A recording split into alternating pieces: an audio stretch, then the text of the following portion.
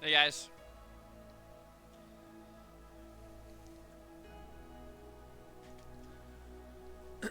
Whoa.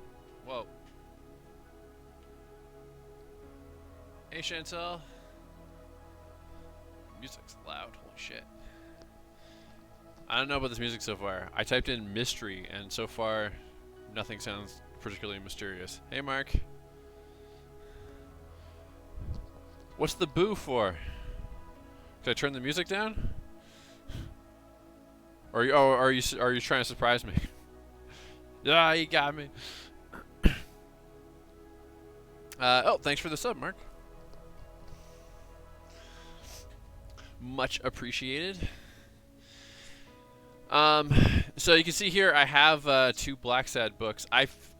Blacksad's not super well known, or at least not in North America. On a mainstream level, there's a whole bunch of I've only read two of them so far. And but because it's a bit less known, I thought I would actually show the books before I start drawing. I'm not gonna do a whole page flip, but just get an idea. So basically, in the comics class that I teach, I don't know how well you guys can see this, but every term I ask people what their favorite comics are, and one time somebody told me Blacksad, and I said like, "What tells Blacksad?" And they said it's about a cat detective, and I was like, "That sounds fucking lame." And then I looked it up, and it is not. It is super cool. You guys see this artwork here. It's a film, like very film noir, very gritty crime stories that just happen to star anthropomorphized animals. And yeah, the artwork is insane.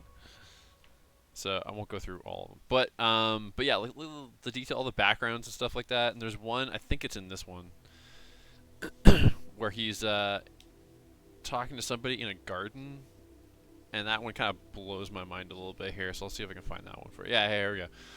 It's like this is all watercolored, by the way. I'm pretty sure, anyway. Like all the shadows and shit, like from all the leaves. That's insane. Like fuck. So yeah, so they're very cool. It's a Spanish comic book, and one day I'll get to the rest of them. So I have here Silent Hell and Amarillo. I won't go through them all while you guys watch. This isn't. I know sometimes there's ASMR vibes from a drawing video, but it's not full on ASMR. Just figure out where the hell to sit these here. Put them there. But yeah, I would recommend checking out Blacksad, especially if you like detective stuff.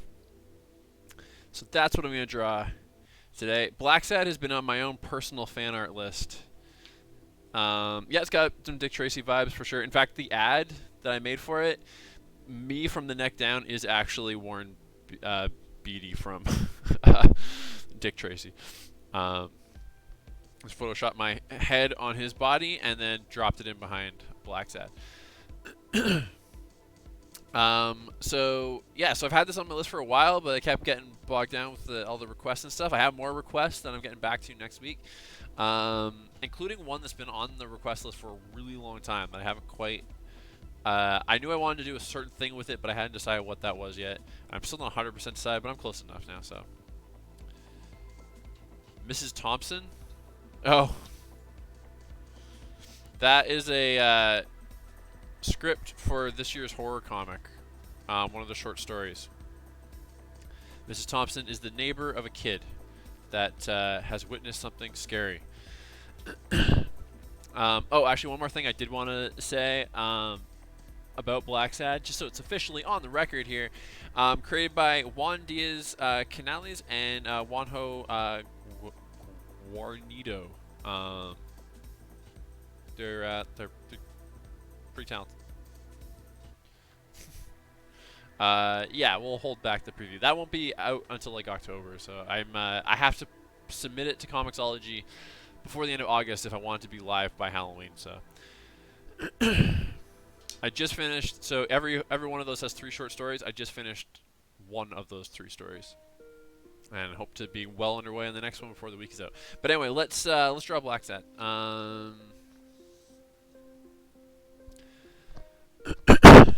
Oops. Also, like, I don't know why I'm like all. I think it's an allergy thing. I'm weirdly like phlegmy today, so hopefully that throat clearing isn't too disgusting. Fix the camera one more time. All right, I have a pretty solid idea of what I want to do with this one. I don't yet know if it's going to be a long one or a short one though.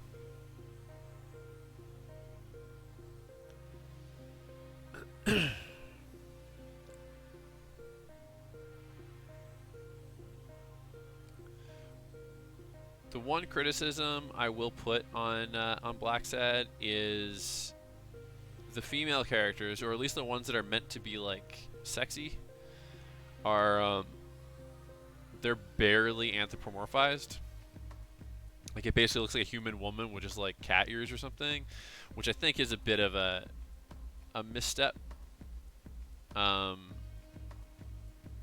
the more caricatured animal faces are, I think, stronger. But I mean, they're very well drawn, and it's not like and it doesn't detract from the story. But seems like kind of a questionable choice in my opinion. Oh, like smoke in the air? I hadn't thought of it. Maybe it's happened before.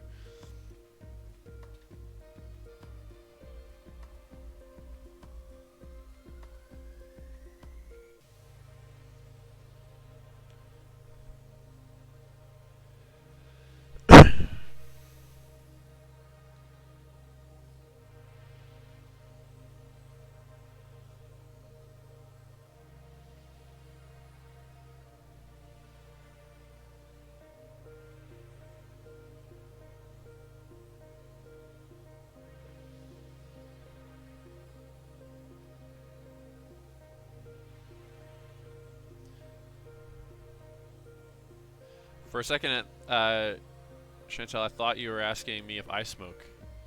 I was like, what? I think you thought you knew me better than that.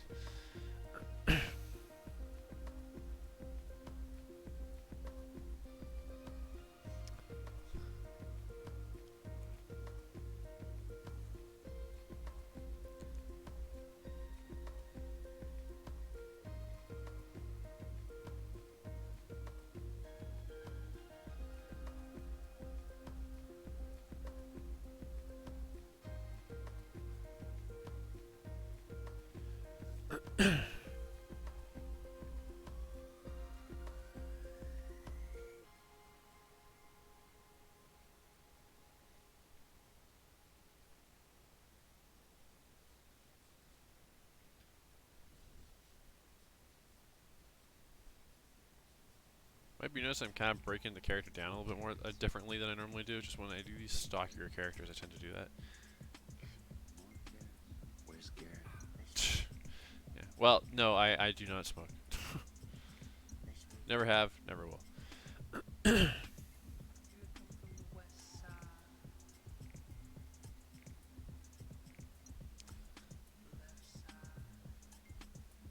fuck is this music?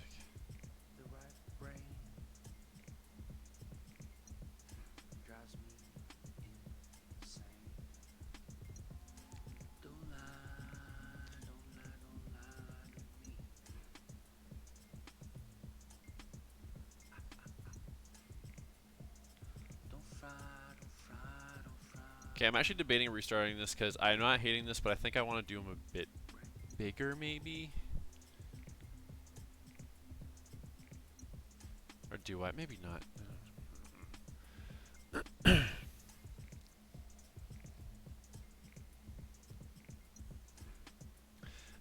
The silhouette is very Batman-like, no question.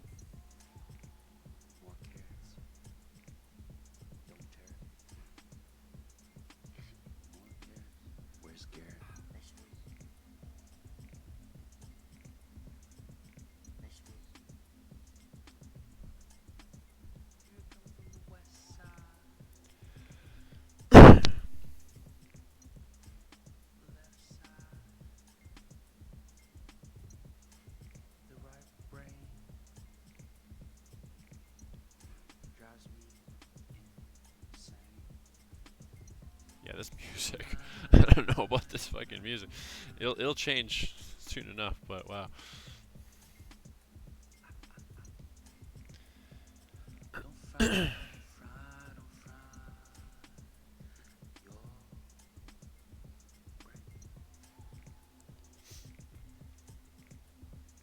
I am drawing A girl, and actually, like, not to be a poser or anything, the girl I'm drawing is actually from a story I have not read. It's actually from the first Blacksad story. But she's kind of an iconic character that's often shown with him, it seems. So, yeah, there is based on the comic. I've never played it.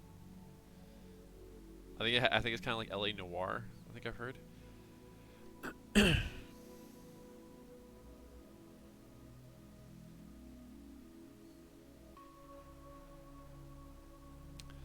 uh, why have you been listening to Jeremy Renner? Is he loose in your home? Do you need to call someone?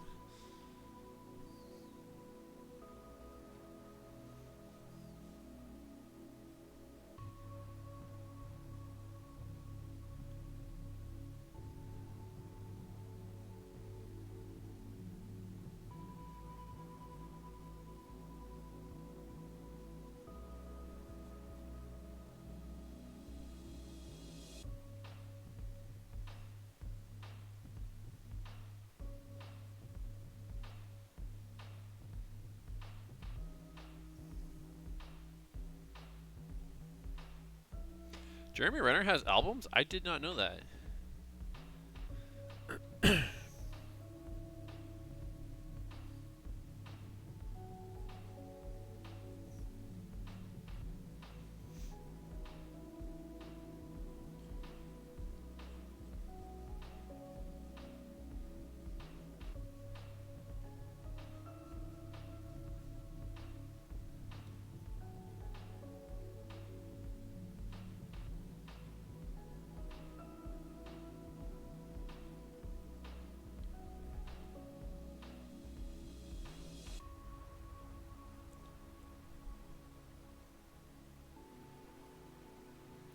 By the way, film noir is like one of my favorite things. It's right up there with my retro futurism obsession.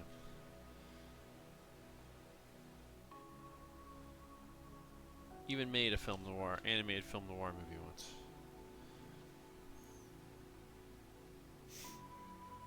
So while this character, whose name unfortunately I'm blanking on at the moment, is from the comic, her outfit is inspired a lot more on Rita Hayworth from Gilda.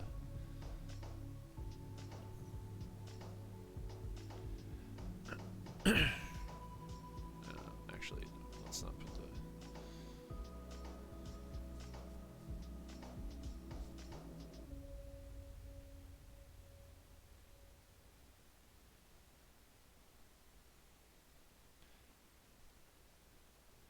I did consider anthropomorphizing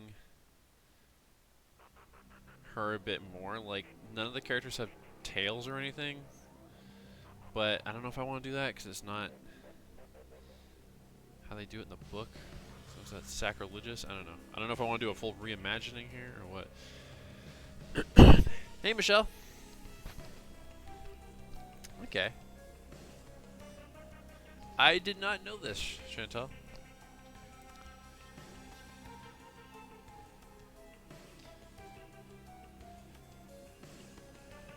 Michelle, no shade if you haven't heard of Blacksad, because a lot of people haven't. But have you heard of Blacksad?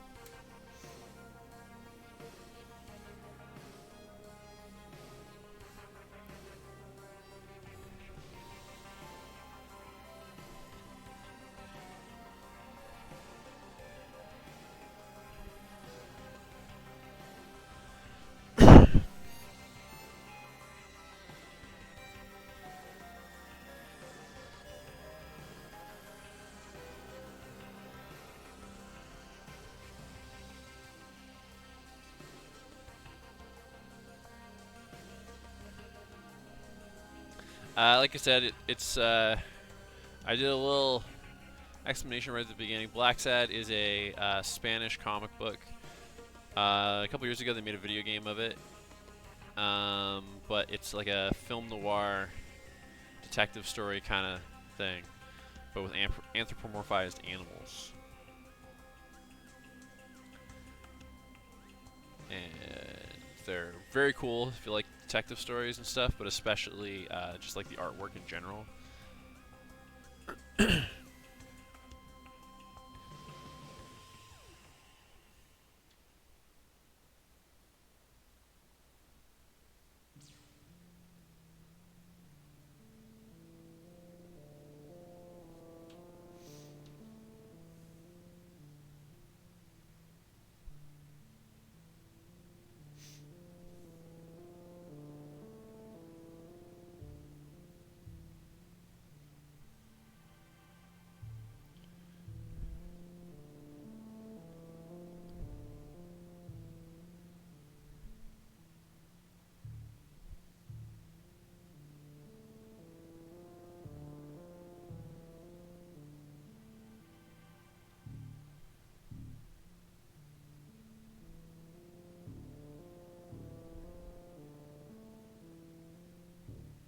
I just saw a notification pop up for a message reminded me. Anybody watch the new Ghostbusters trailer that dropped today? I'm pretty sold. I'm looking forward to it.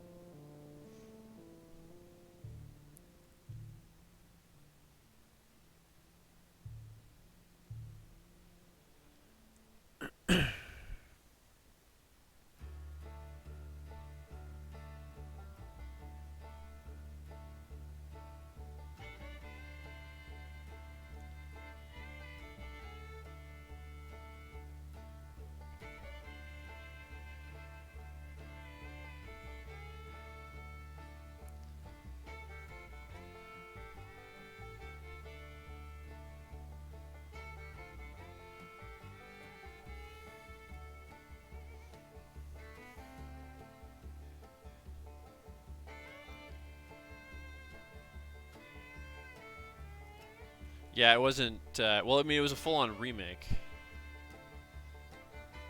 It had nothing to do with the originals. I like the cast of that one. Like, I think that whole creative team probably could have made a pretty decent paranormal comedy. But if you want to keep that franchise alive, you don't reboot. You continue on.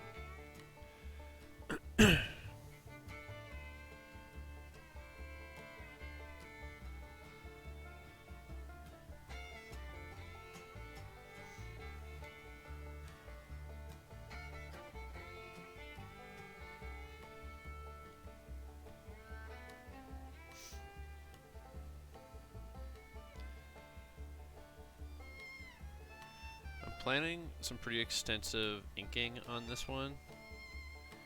I don't know yet if I'll color it. The comic book is in color, but I might just embrace that film noirism and go just keep it black and white. But we'll see. Could also color it, but keep it super desaturated and stuff.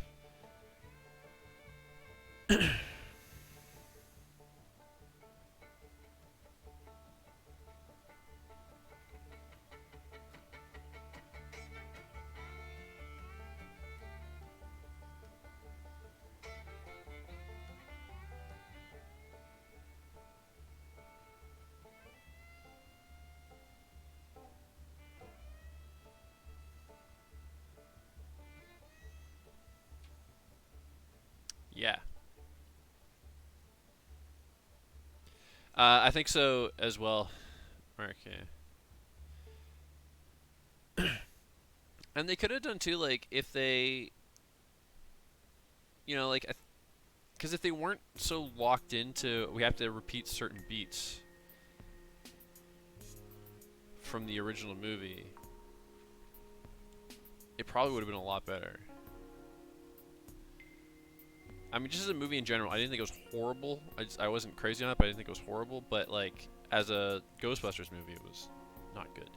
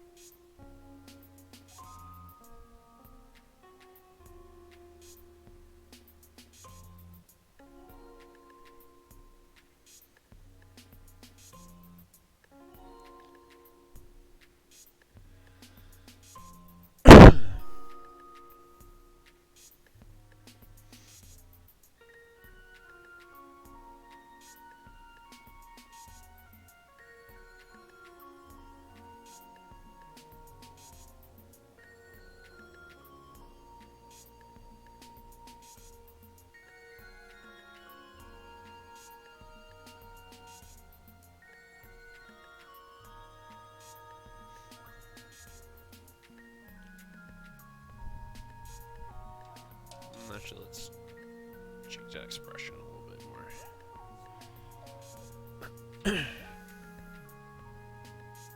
Not a lot, but a little bit.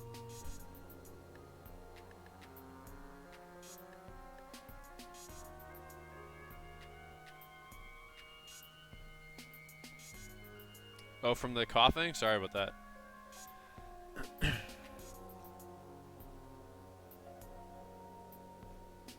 Or I guess more throat clearing than coughing. Yeah, like I said, I think it's an allergy thing going on with me today. I don't quite know what it is, but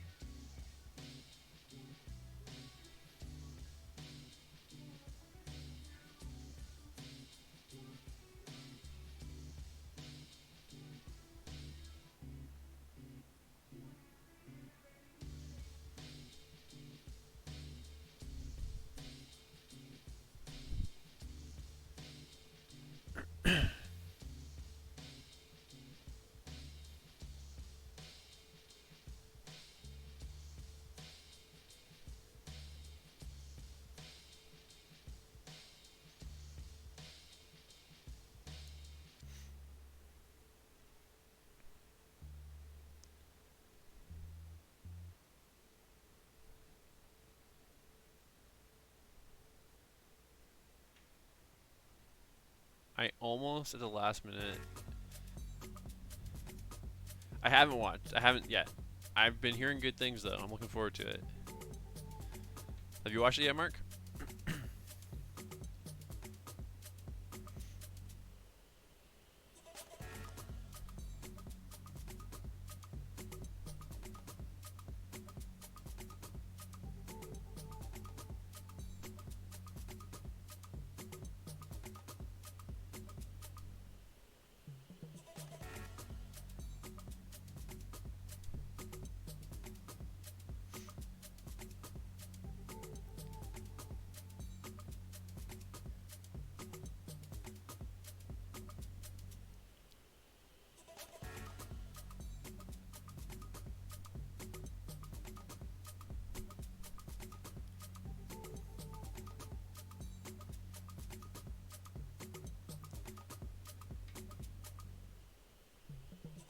Nice. Yeah, I might try to get to that this weekend. We'll see.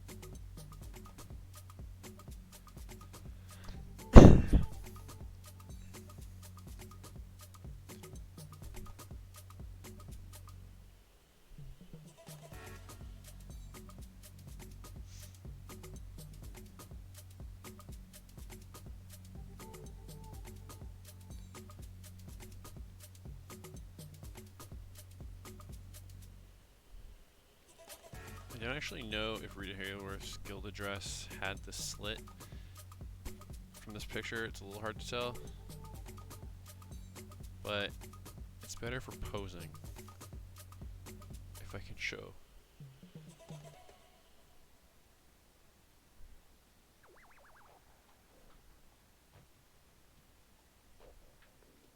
So that.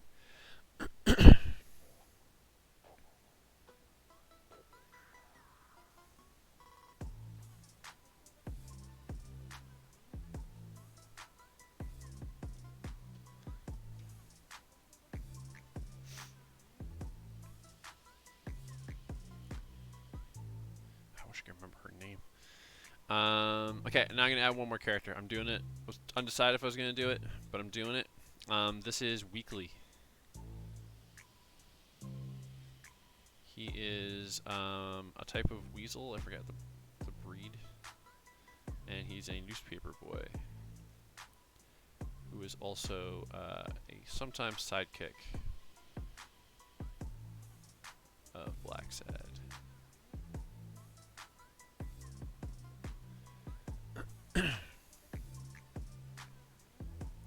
Anybody ever see the movie Critters from the late 90s, or sorry, late 80s, and then went into the 90s?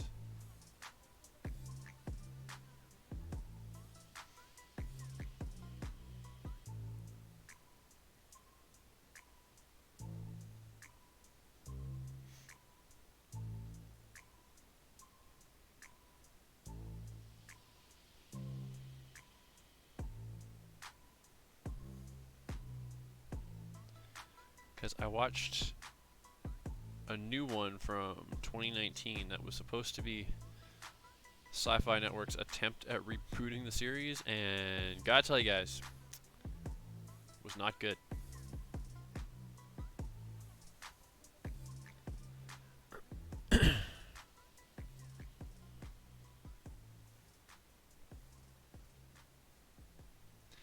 It's been way too long since I've seen the original Critters to really say if it's any good or not, but it definitely had a following because they made like 4 of them back in the day.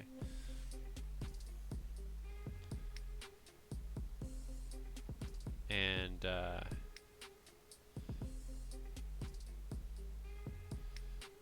I remember liking them as a kid. And they got compared to Gremlins a lot, like it was almost like a Gremlins knockoff, but apparently, according to the writer-director, he actually wrote it before Gremlins came out, and then actually made changes to the script because of similarities to make it less like Gremlins. Although the success of Gremlins is maybe what helped it get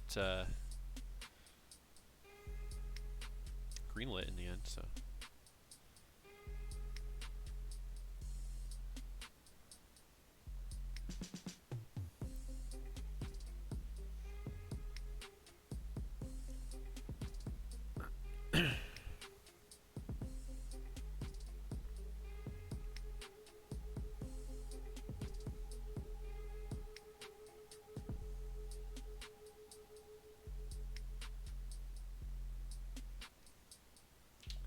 Make his nose a little bit smaller. And the hat a bit bigger, I think. I'm looking at reference for him, but I kind of want to do some of my own exaggerating with him. I don't want to just imitate the original one. Because that version already exists, right? So let's exaggerate that peak.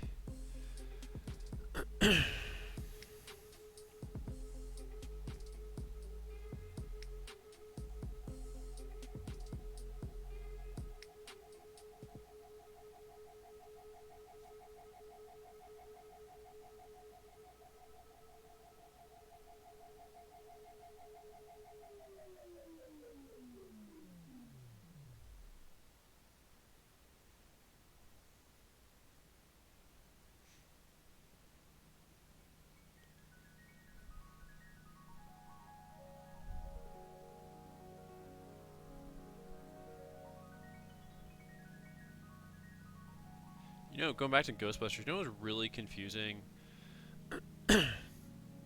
about the Ghostbusters, like that remake, is like it was very clearly not a sequel or anything, and yet the trailers kind of tried to sell it like it was. Like it was kind of saying like, you know, 30 years ago and all that kind of stuff. And then they even did like promotional tie-in books.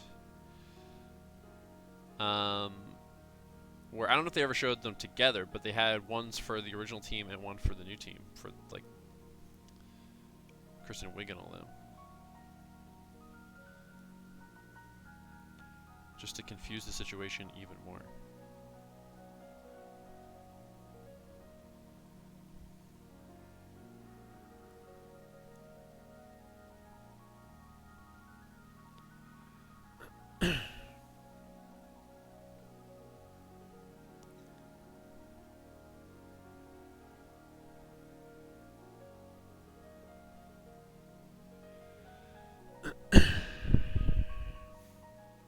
Okay.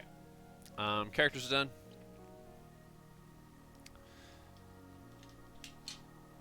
This one, folks, if you can believe it, is going to have a background.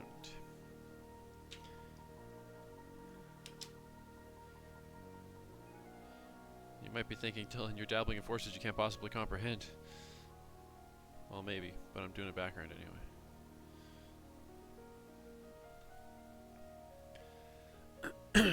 Drawing something else from your prompt, Michelle?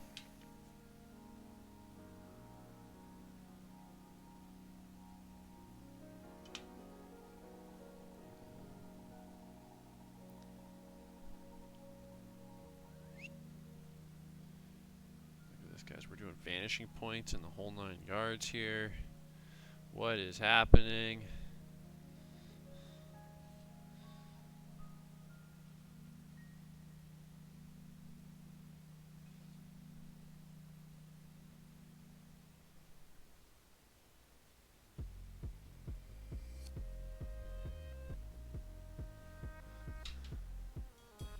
Alright. Thought I could cheat the vanishing point. I'm gonna have to take a slightly different approach to make this look a bit better.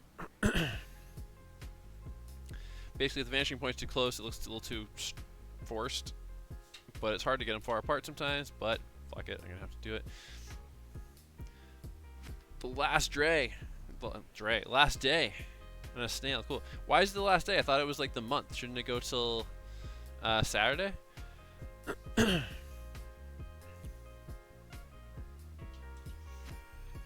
I'm gonna do it this way.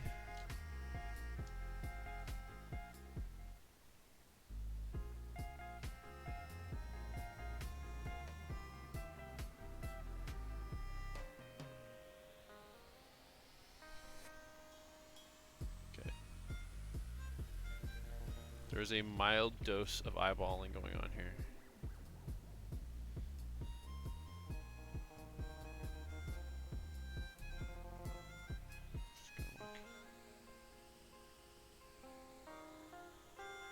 Shit, ruler's not quite long enough for that. Ah! I'm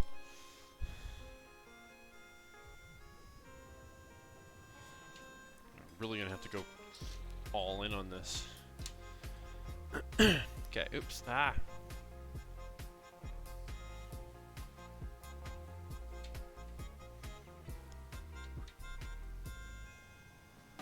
Okay. It's still official in my books, Michelle.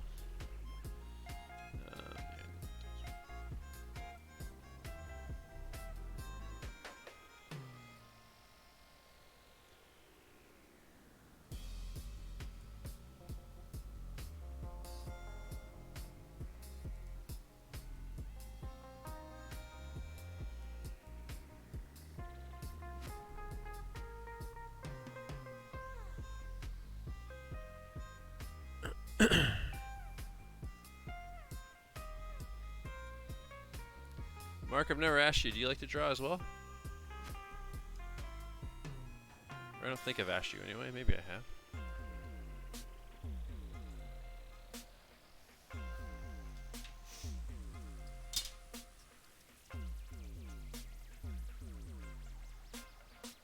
Alright, here is the poor man's vanishing point trick. And it involves tape. Do I have tape handy? One sec.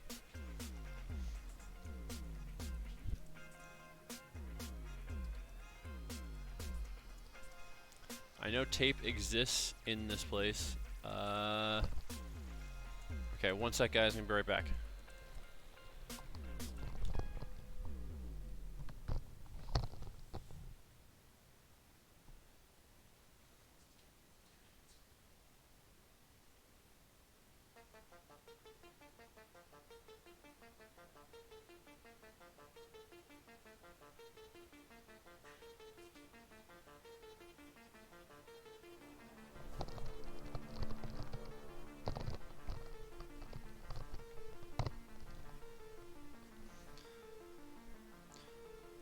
Alright, calm down. I'm back. I'm back.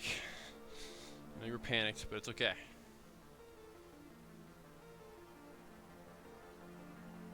Okay. No, we do not want to become famous, VK Margot. But thanks for asking. Well, you know, not all. I mean, I think there's significant benefits to being able to draw as a 3D animator, but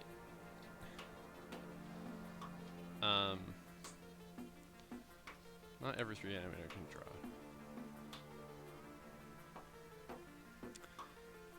Basically, if you haven't put it together yet, I am taping a piece of paper to my piece of paper so that I can attach a vanishing point far enough away that it actually makes these bricks look decent.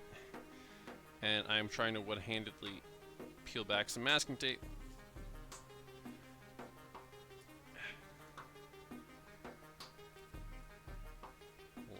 Like so. I'll do one more piece.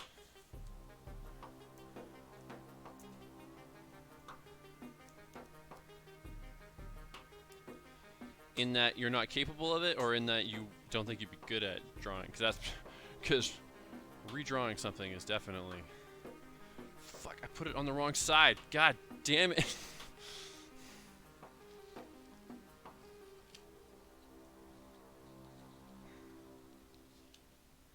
Outtakes.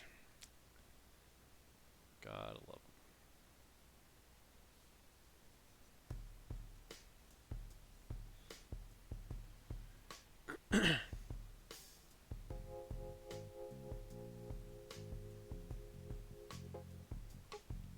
Totally. I think that like there's benefits to it in the understanding of like anatomy and stuff like that. It helps your sense of posing and things like that. But you're not actively drawing typically.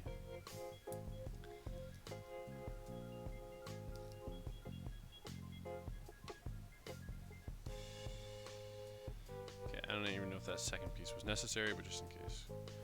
Masking tape's not the stickiest to begin with. So. Alright, let's try this again. Ha-ha!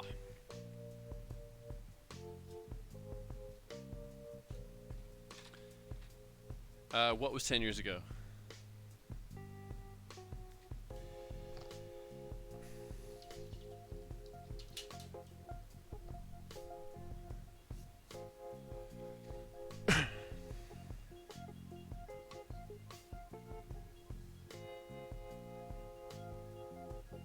Okay, let's do this again.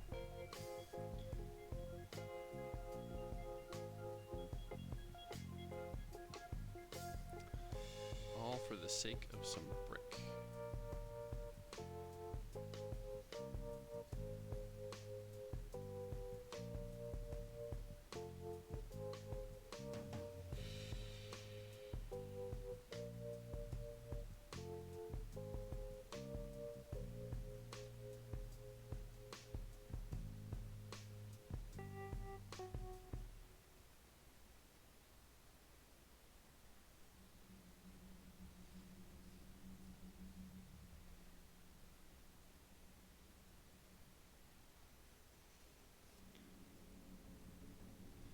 If you're noticing the lines aren't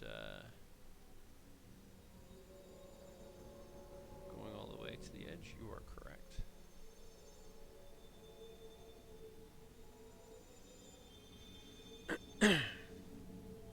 They will for most of it. I'll eyeball the gaps. Ruler's not quite long enough.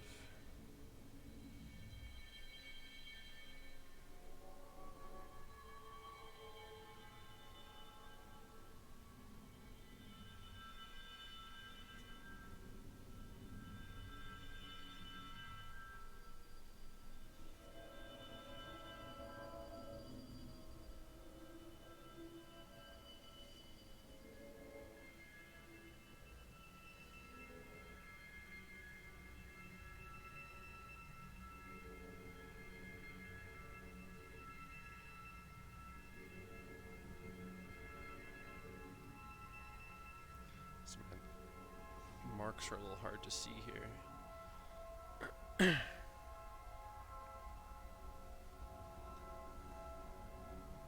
Oh, okay.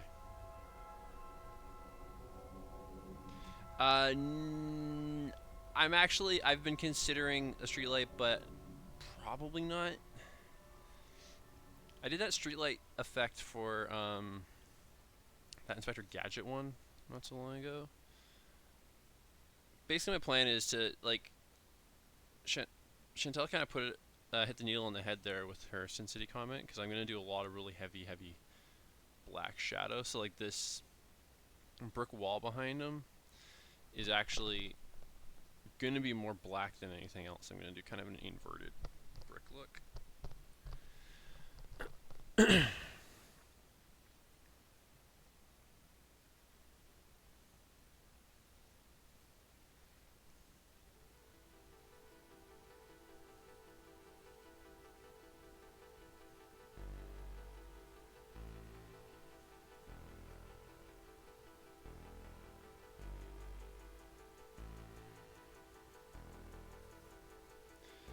But I'm also not ruling out the street lamp. I'm kind of considering that as well. But yeah, the main objective was primarily implied background detail with a lot of black shadow.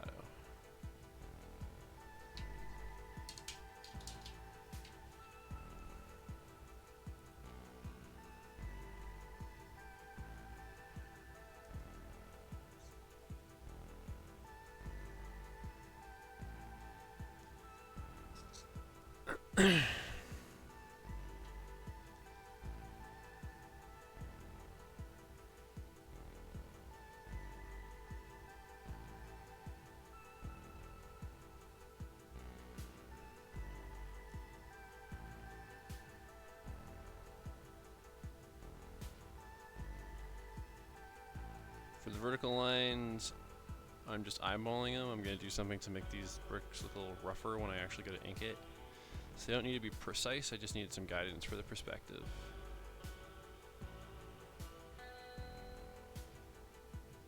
Because sometimes perspective can be pretty unforgiving if you don't do it right.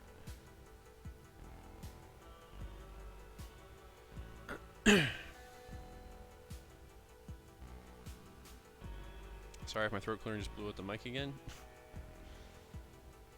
Probably trying much harder than it might seem.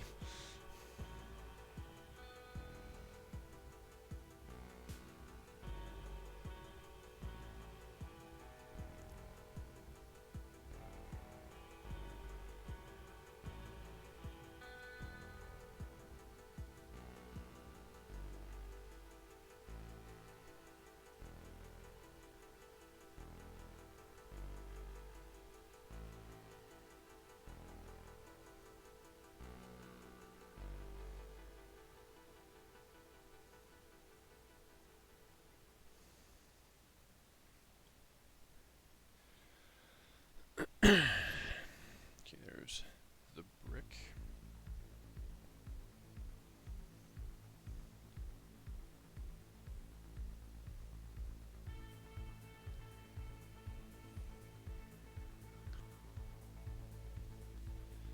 And then should I do a street light? The idea is that they're kind of like just on the edge of an alley. If I was gonna do a street light, you just see it here.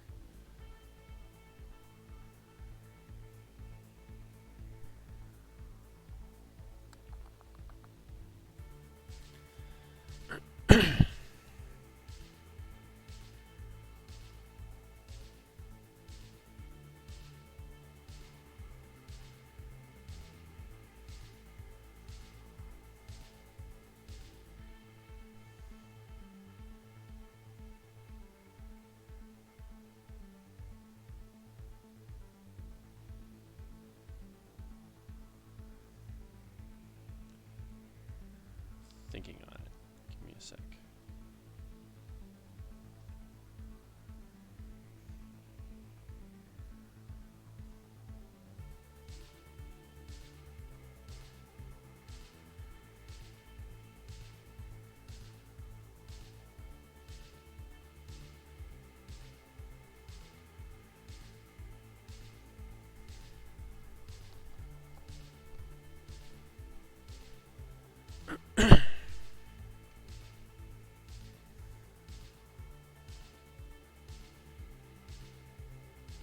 Maybe we'll do the street light. You know what? I'm gonna do this.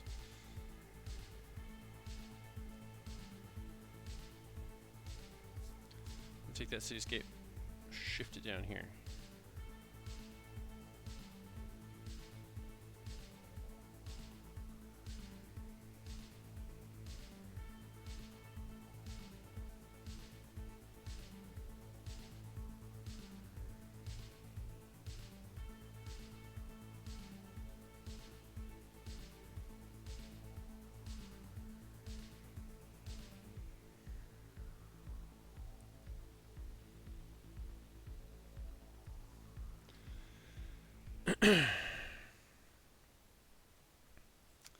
Okay, let's take this excess piece of paper off because it's just messing me up now, and then I'm gonna actually reference the book. Let's see if I can find a street light in the book to reference. I'll draw one right out of the book from 1950s Cat Town. I forget where it's set.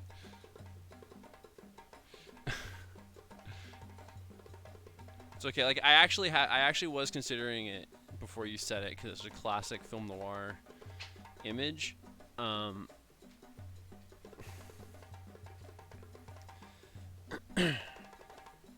I was undecided. Okay, let's see.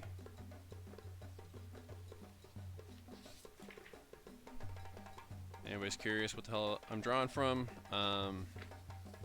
Here's your chance to see again. New Orleans. Maybe something like that. Maybe. Let's find another cityscape one.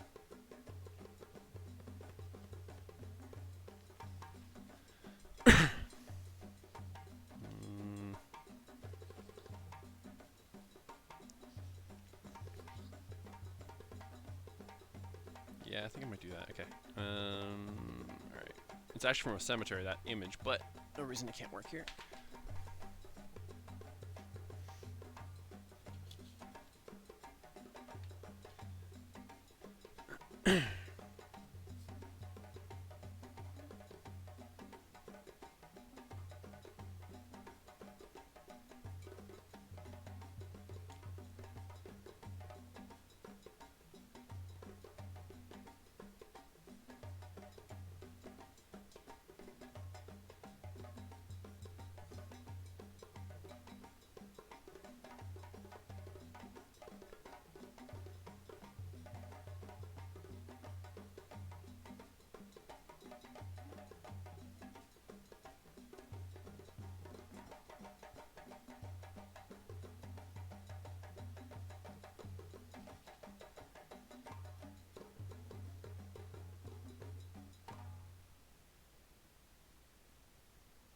Alright.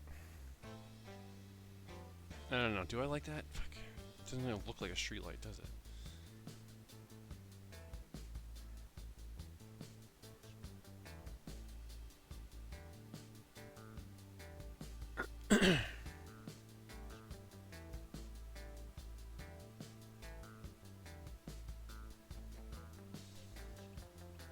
I might tweak it. Let's go ahead and start, though. Let's start inking the characters.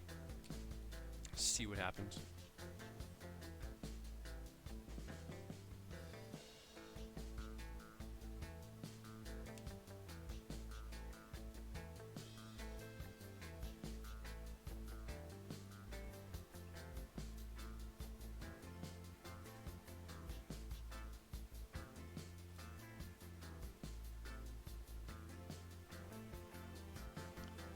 I assume Blacksad is popular with furries. I don't think you have to be a furry to enjoy it, but I assume there is a definite furry fan base. How could there not be, right?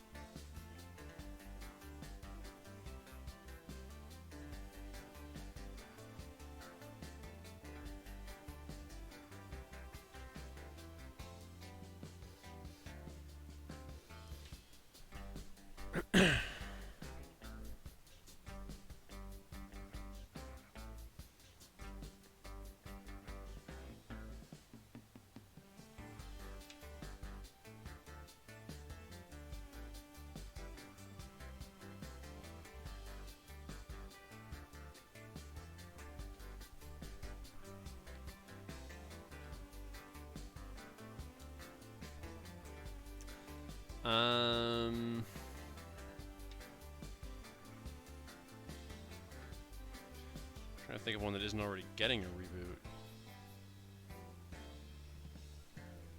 I'm glad we've got a Animaniacs reboot. I feel like Tiny Toons has potential as well.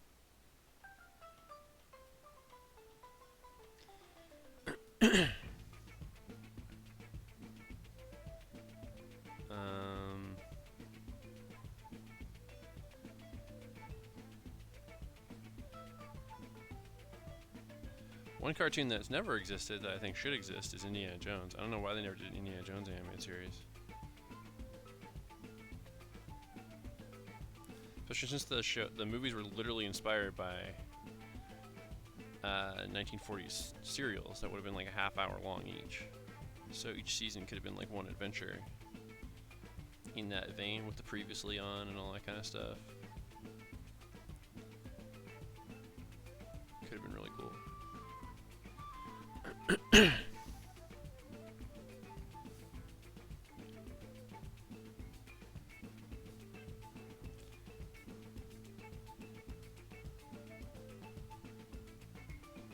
I think Batman Beyond's super cool. I kind of hope we get a Batman Beyond movie at some point. Some are wondering if Michael Keaton coming back is a sign of that, but I don't know.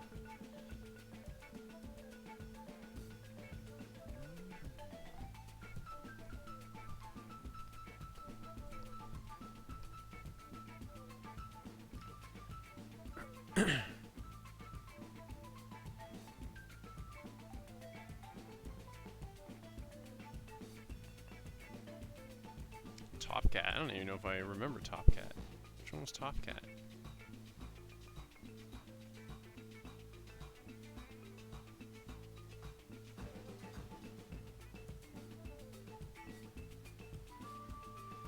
Remember Eek the Cat? Did you ever watch Eek the Cat?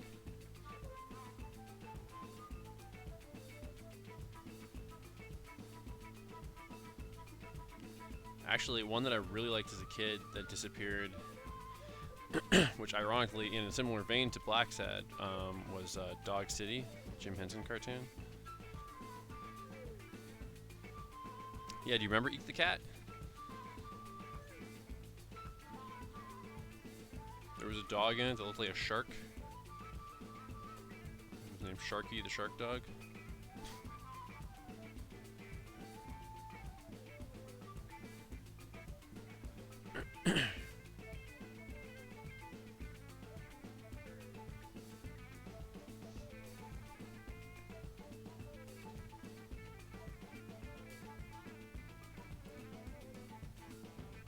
I know the name Top Cat, so I think we did have it here, but I'm not picturing what Top Cat looked like.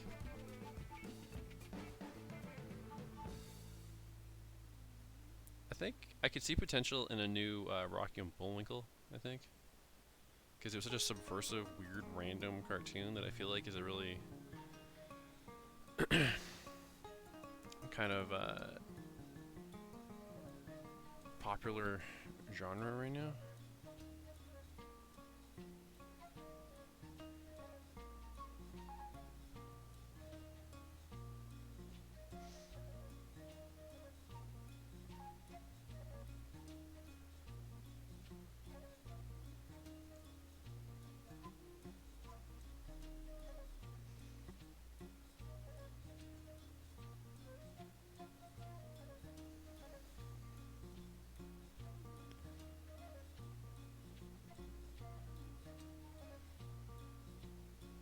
Thundercats is okay. I'd be down for it in that I think the idea of Thundercats is cool, but I actually have like no memory of watching it at all. I have friends that have really fond memories of it. It was clearly around, but yeah, I don't know why. That one never. I don't even know if I was aware of it at the time, but I think I would have liked it.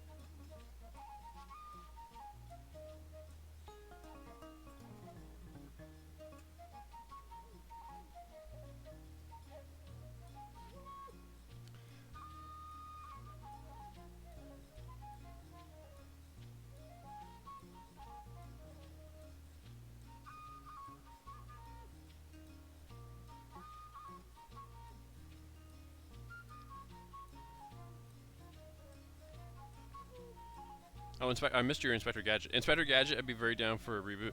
Except that I feel like they've tried that a few times and done like kind of shitty jobs of it. But I do love Inspector Gadget.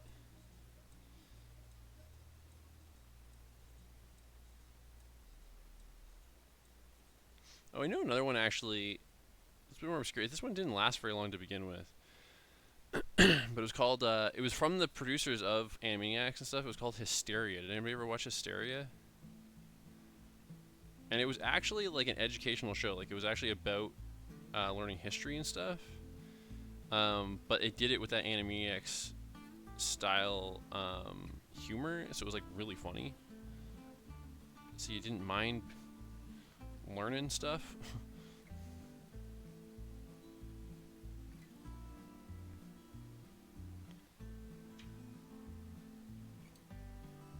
Yeah.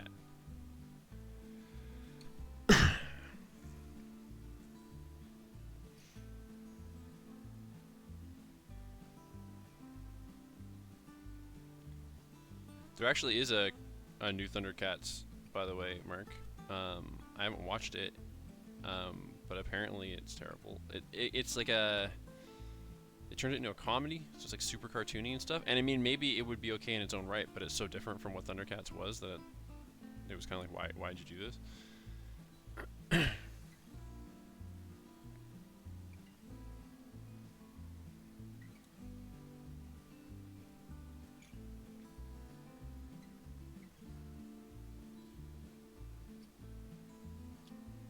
Actually, Darkwing Duck. I'd be very down for a Darkwing Duck reboot. Ulysses 31. I don't think so.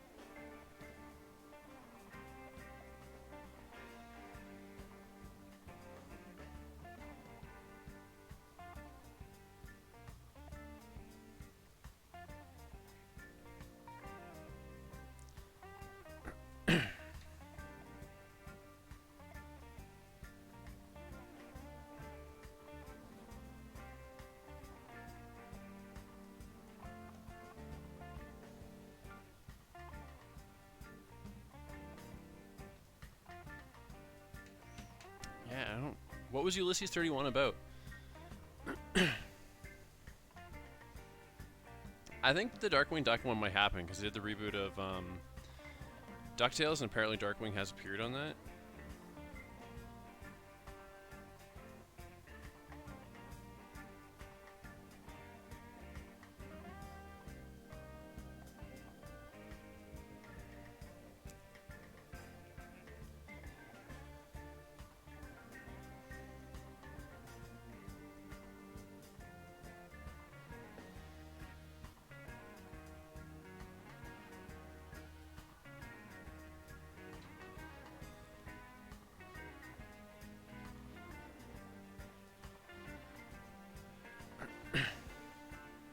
Okay. Maybe if I saw it, maybe it is one that I'd be familiar with, but I don't, I'm not recognizing the name.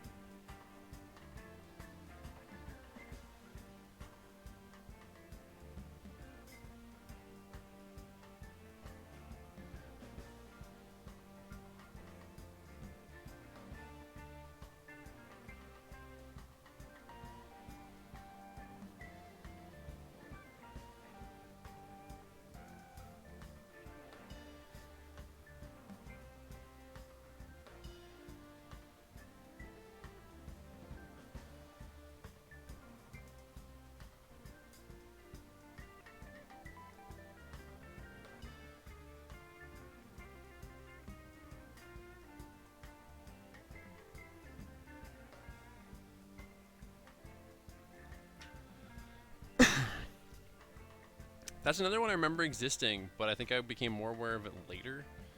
And never really watched, but I do remember it being a thing. Do you remember Exo Squad? Really, the Exo Squad was cool. I feel like that was short-lived though. Another really short-lived one was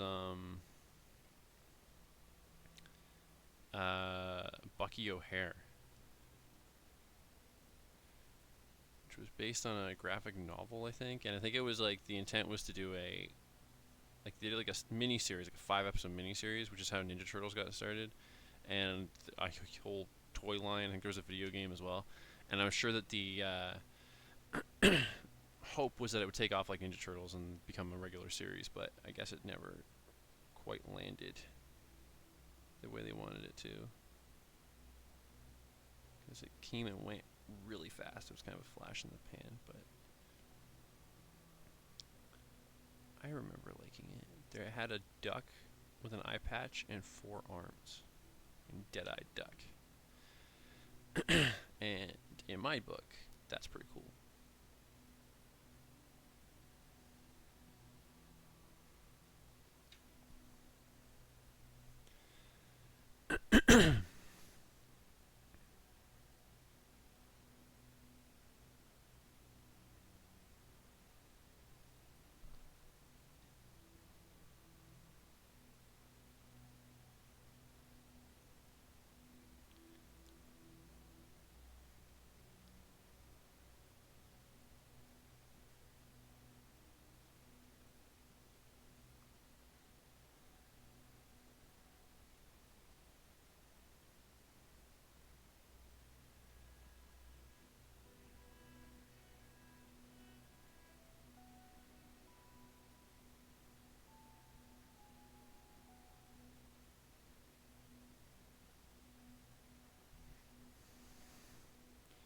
The raccoons, I definitely remember.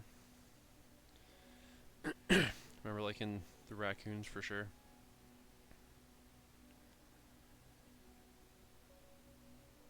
I want to say that was a Canadian show. I feel like it was a Canadian show.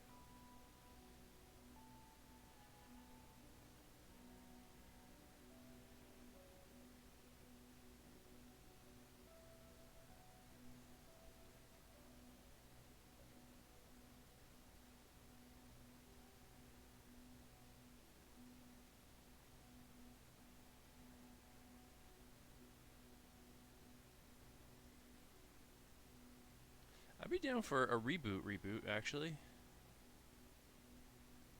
But I mean a good one. They did one recently that was really not reboot at all. It was partly live action and stuff. And that looked horrible, but a proper reboot could be really cool. Show was very ahead of its time.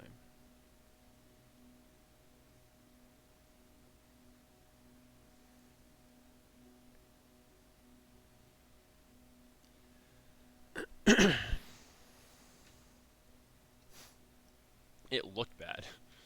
I never did watch the actual show, but just like the trailers and stuff, I was like, what is this?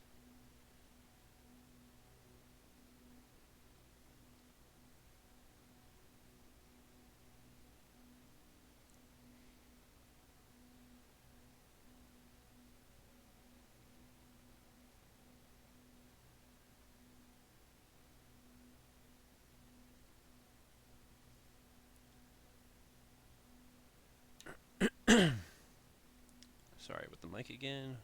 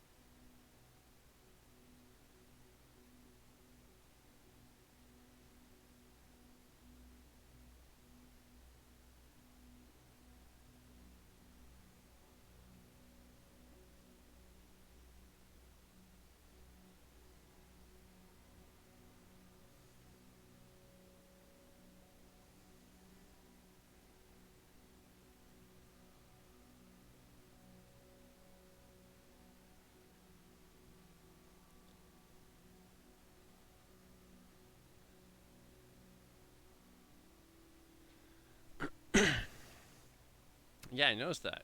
Wake up, everybody. Anybody else have any cartoons they would like to see resurrected?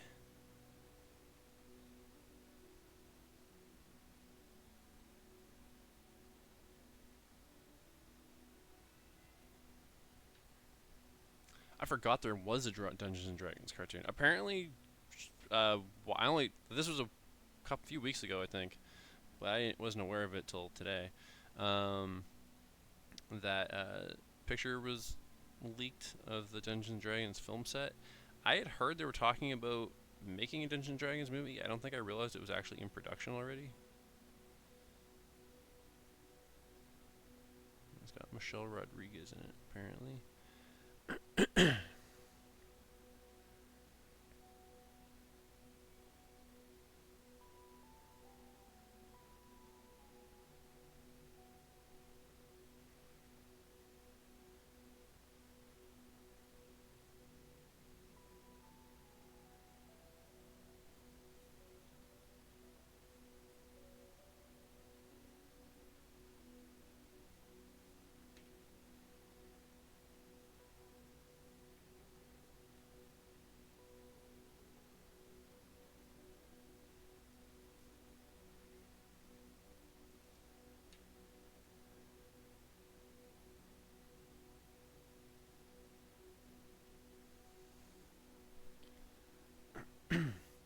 Remember the Dungeons and Dragons movie with Jeremy Irons and Marlon Wayans and was Thora Birch, I think it was.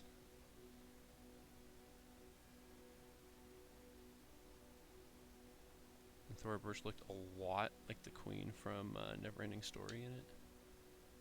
Like a lot, a lot.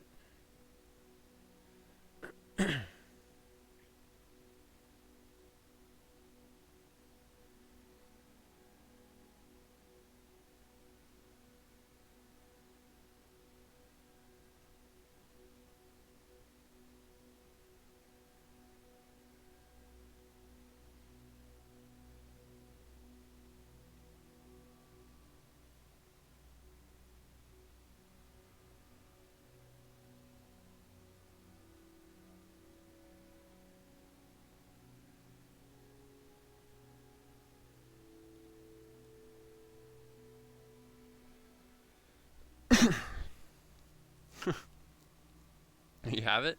Are you a fan then?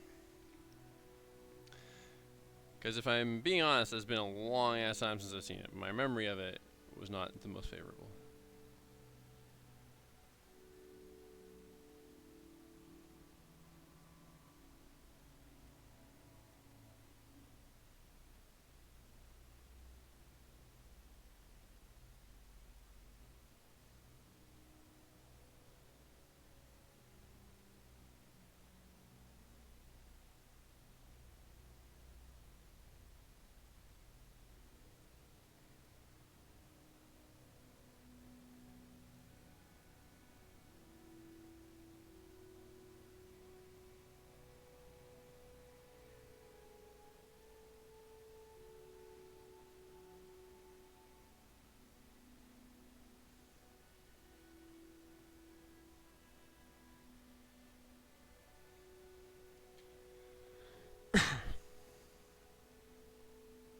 Fair enough. I have movies like that.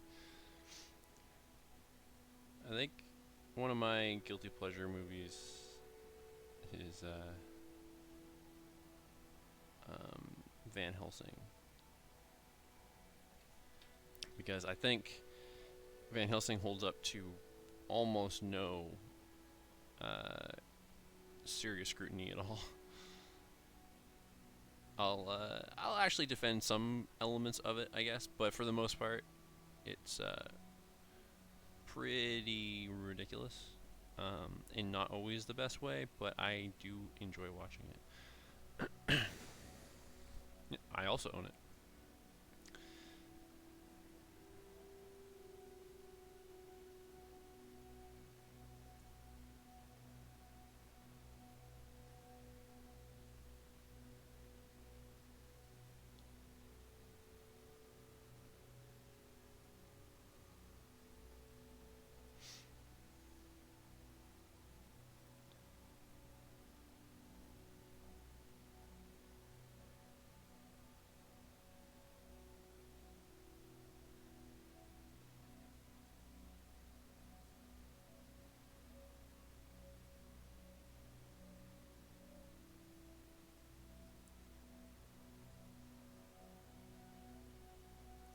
I forgive it though, like where I'll defend it, is the plot is unquestionably insane and all over the place, but it is an homage to Universal's monster movie library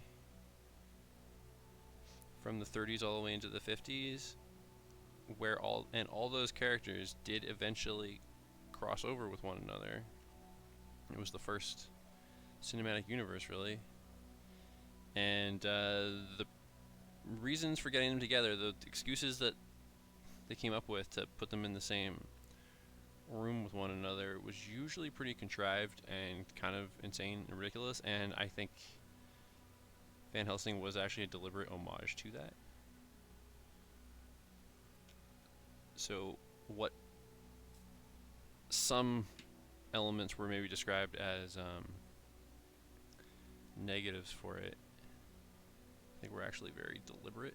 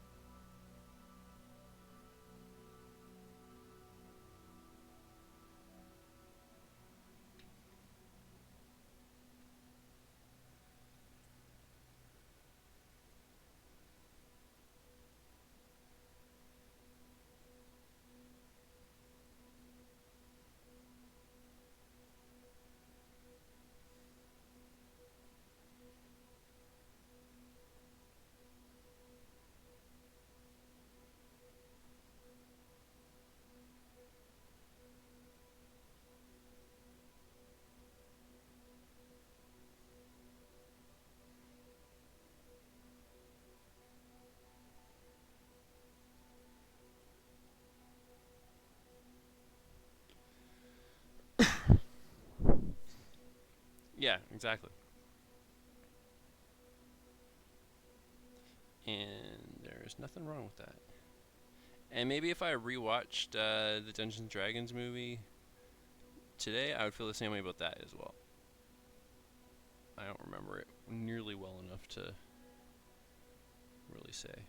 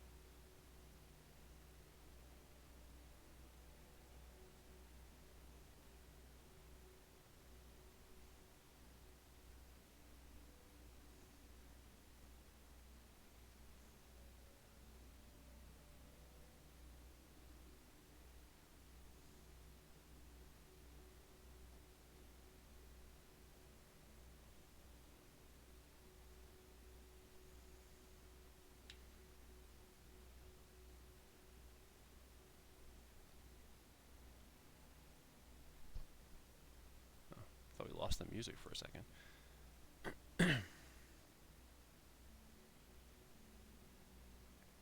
Do you have a favorite bad movie, Mark?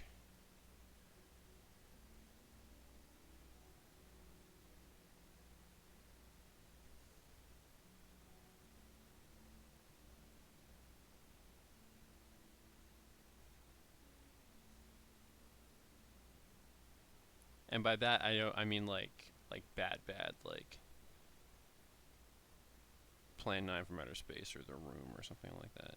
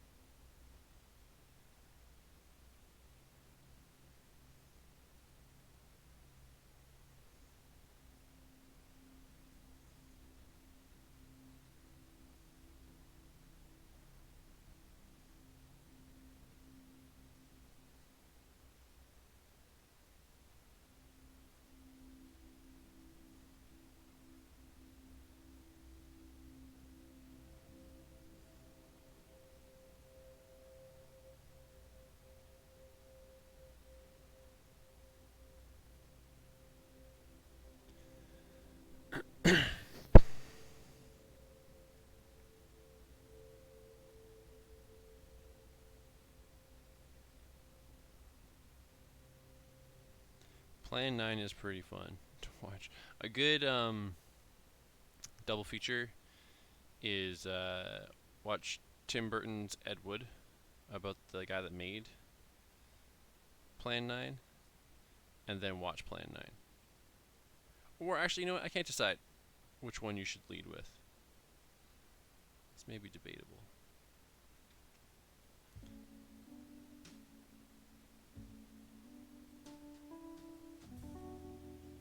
Because maybe if you watch Plan 9 first, you kind of get some of the references more.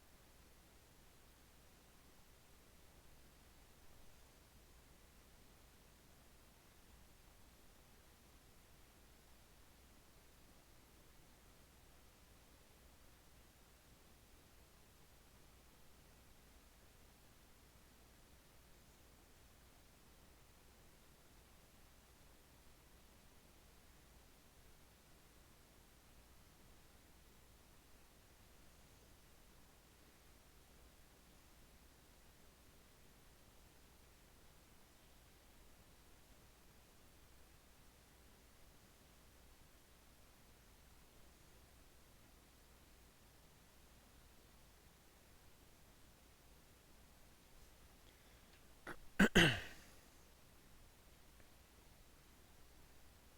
think we might have actually lost the music there. Give it 1 second, but I have a feeling.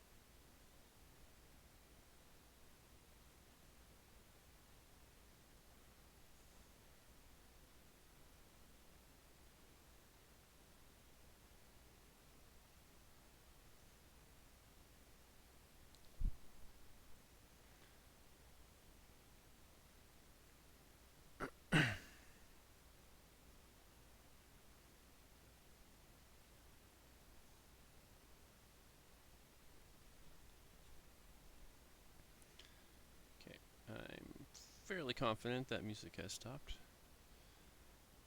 So I'm gonna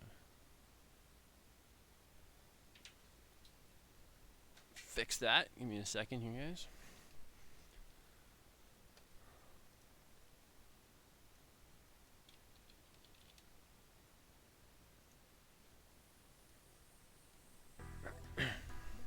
Okay, I swapped out the mystery keyword for dark. Let's see what we get.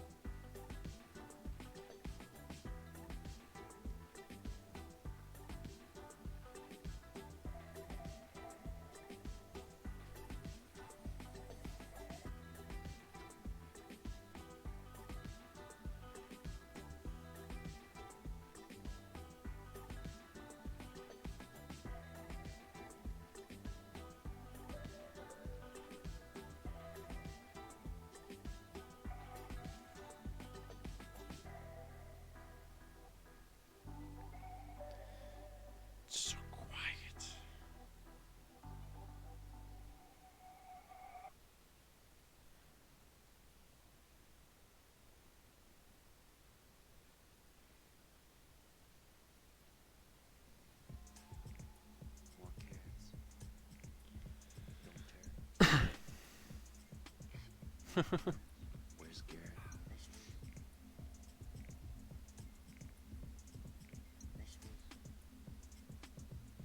like a Zoom class, right, Mark?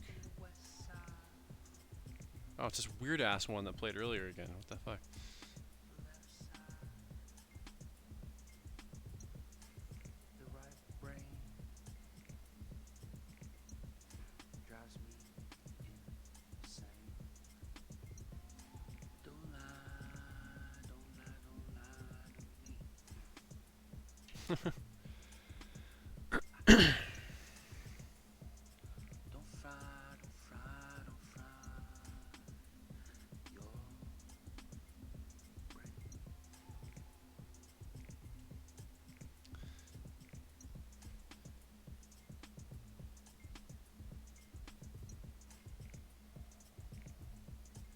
So all your classes, Mark, are term 1 and 2. Am I right?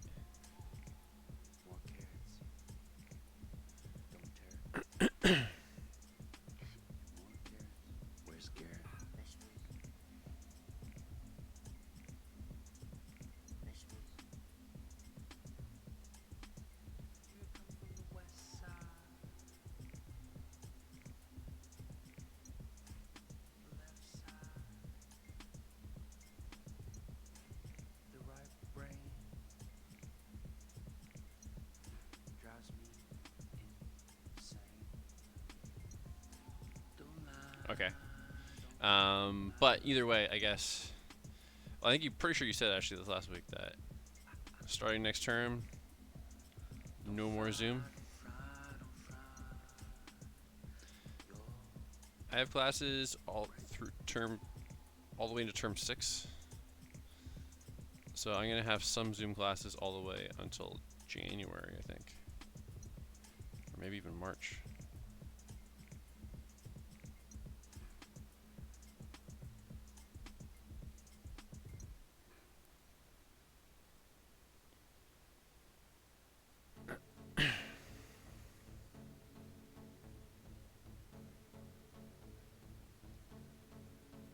Well, hybrid, yeah.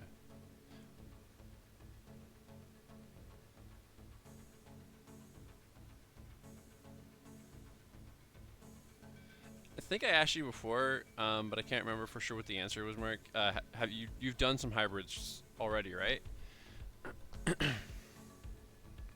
How does that go?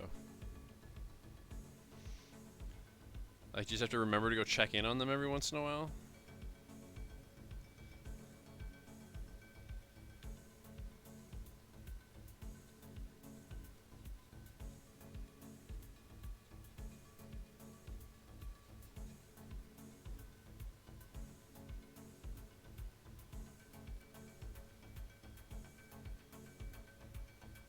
Okay. But you have some like hands-on practical technical stuff though, right? So how does that work? Do you have to do something different for them?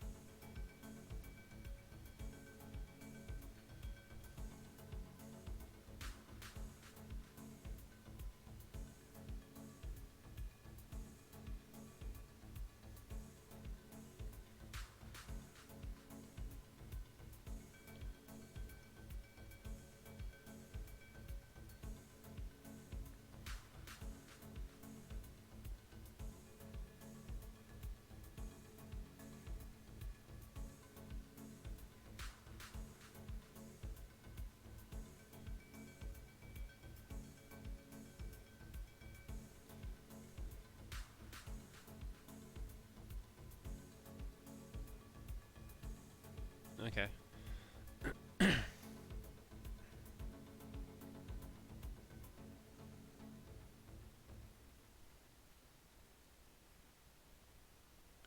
And how's that go? Is that like really difficult, or does that work out pretty well?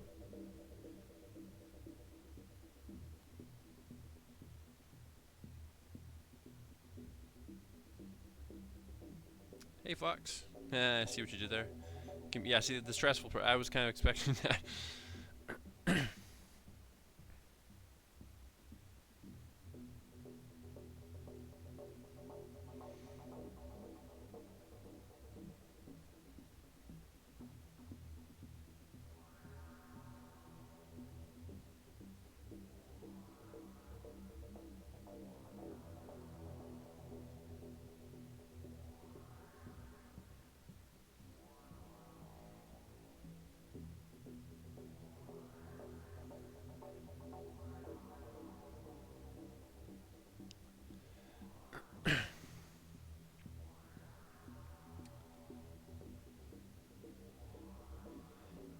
So stressful just because you have to keep track, or stressful because people on Zoom are less reliable to give you stuff that you can offer instant feedback on? Because that's where I run into trouble with Zoom sometimes, is wanting to see stuff but not being able to see stuff.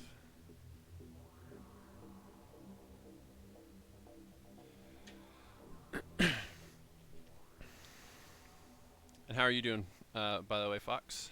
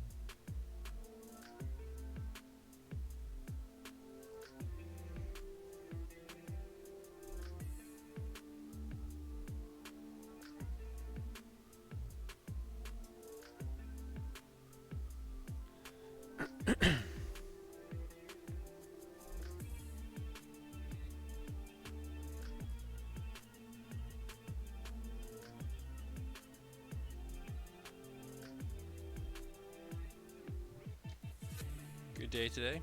Good, good. Actually, here's another one.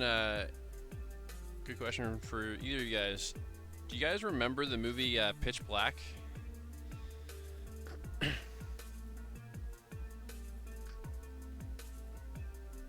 Cool. Definitely sounds like a good day, Fox. I will concur with that.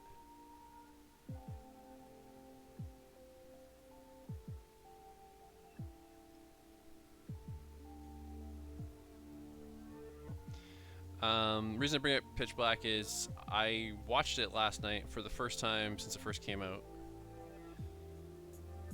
And there's a couple things in it that haven't aged the best, but for the most part, I actually think it's a pretty underrated sci-fi horror movie. But why Vin Diesel and or any producers thought that that should spin off into a sci-fi adventure series with Riddick is kind of beyond me. Like completely changing genres and everything. Like I don't really know what the hell they were thinking there.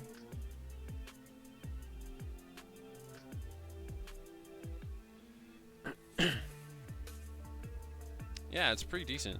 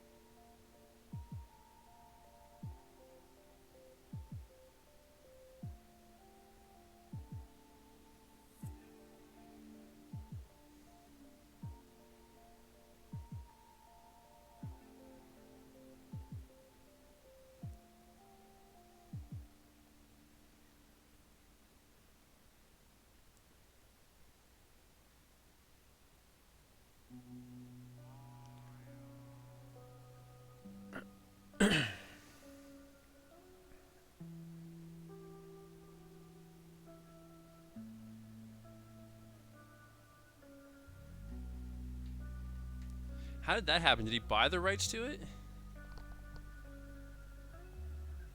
No, no, no. Pitch Black is where it started, and then they spun it off into the Riddick series. And he's a strong character in that movie. I actually do like him in the movie, but like, it's also weird too. Is if you're gonna do it, it really should have, because they went prequel with it, and the whole thing in the movie is that he's a, like, his whole arc is that he's a convict, like murderer, that kind of has a redemption arc throughout it. But then by doing a prequel, you're like, he wasn't that bad of a guy in the first place. But it's like, well, no, like, what made him interesting is that he was a bad guy, and he kind of turned it around.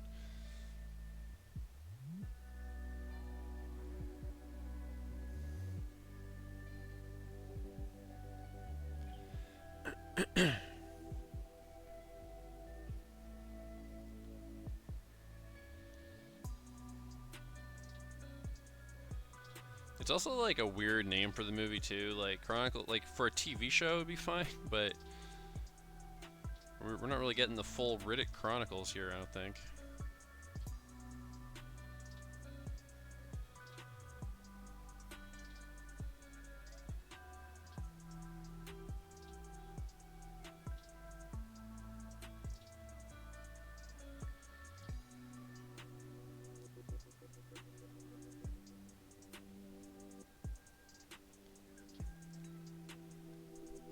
Another one for you, Mark, is Gargoyles. It's set, or no, well, it came after Pitch Black, but I'm pretty sure it's a prequel.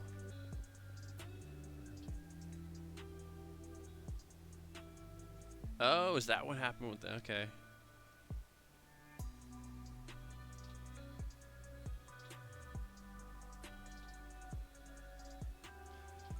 If I'm wrong about that part, Fox, then I rescind that part of the criticism. But I'm pretty sure, if I'm remembering right.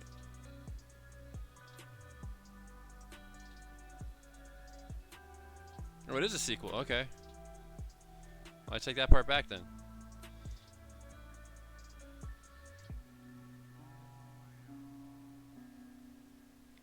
I don't remember that one too well. But I remember, like, it just, the tonal shift being weird, going from horror to more fantasy or whatever, like, being weird and kind of annoying.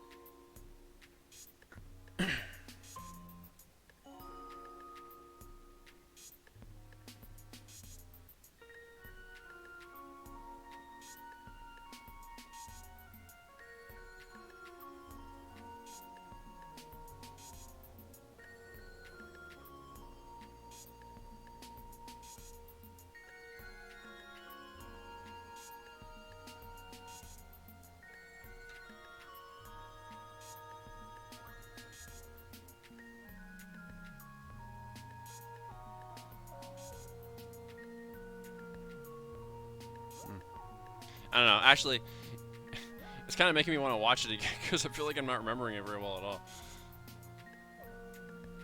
And then I know they did another one more recently that I feel like wasn't horrible but not great, if I'm remembering right.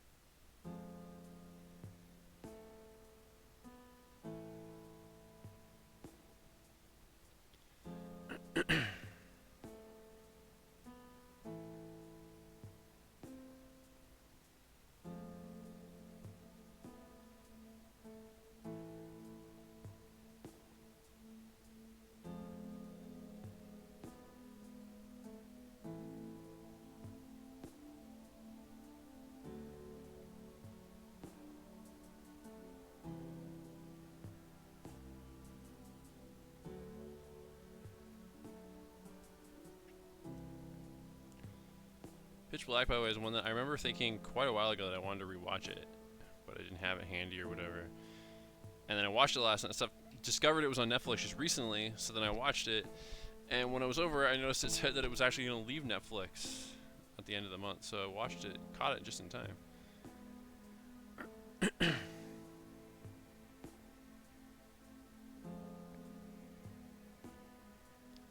The newest one, yeah, I remember that story.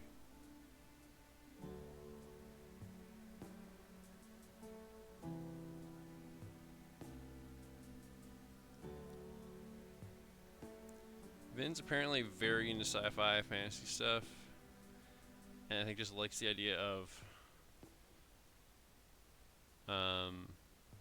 having a franchise of his own like that.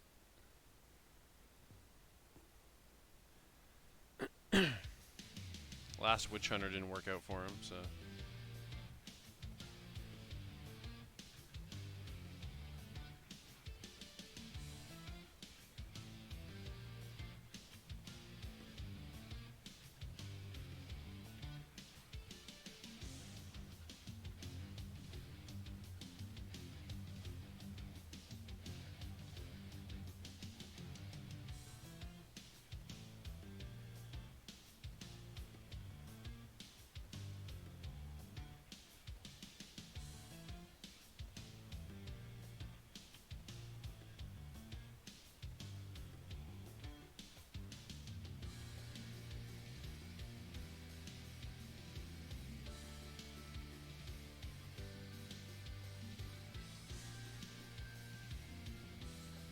But I very much enjoyed watching that last night. Pitch Black, I mean. The only parts of it that I thought didn't really hold up, because even the CG is pretty decent for the most part, but there's like some stuff near the beginning where, you know, because they're trying to hold off on showing what the monsters are, because they want you to think that it's Riddick, right? That's killing people and stuff. And so they do some like really weird, like super fast editing with kind of all this like funky like lens distortion stuff, and like they invert the image for quick frames and stuff like. And I don't think that ad holds up super well. It kind of reminds me of those "you wouldn't steal a car" commercials. We're kind of done like that, just trying like way too hard to be hip, you know. And I don't think that held up, that element of it. But like, it doesn't do it that much, and it's only in like the first act, really. And the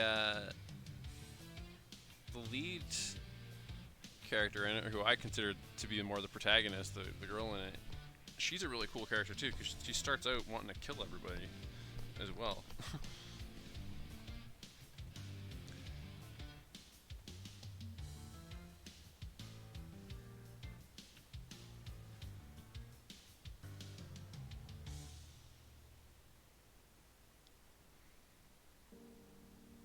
Yeah.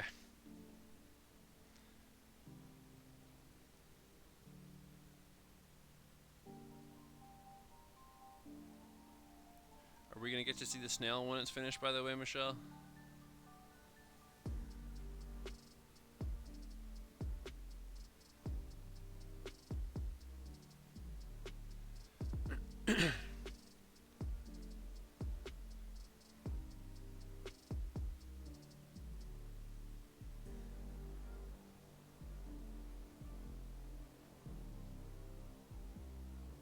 By the way, I decided that I'm wasting my time inking all these bricks like this, because I'm going to need to go over them with like a thicker marker anyway, so I'm just going to do the ones that are overlapping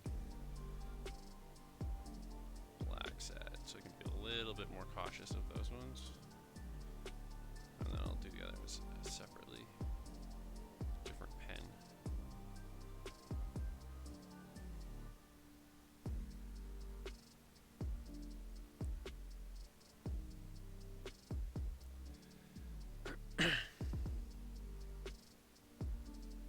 Okay.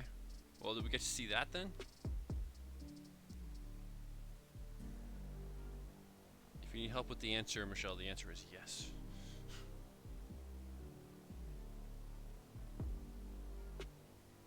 Were you going for like a real snail or a cartoony snail? What was the snail vibe?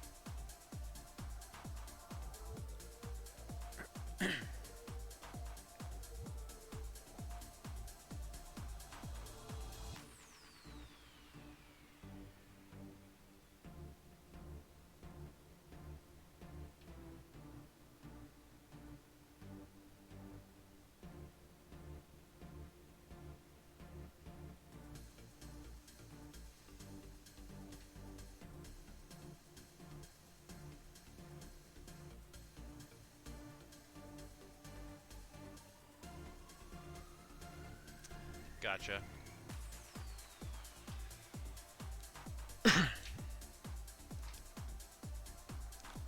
Speaking of lighting, time for these spot blacks. And there's gonna be a lot of black. And my marker stopped working before I even started. There we go.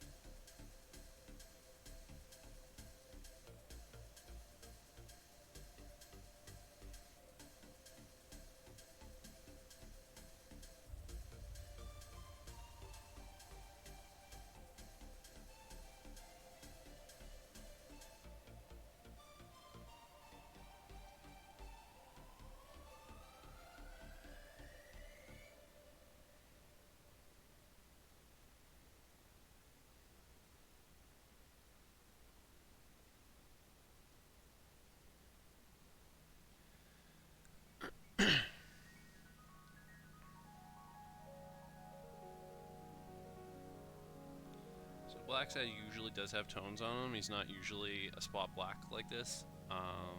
That's just something that I'm trying out with it, and I hope I don't regret it. The idea is that he's going to kind of blend into the shadows a little bit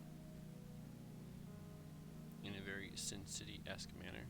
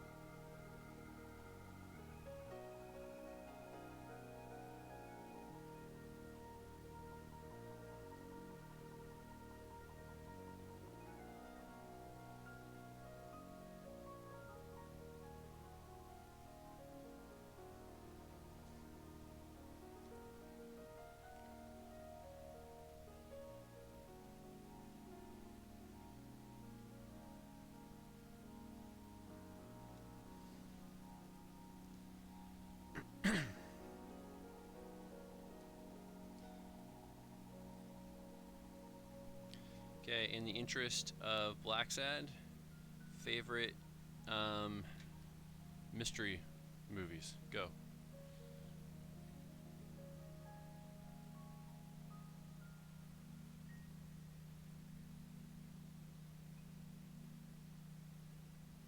Mystery is probably actually my favorite genre.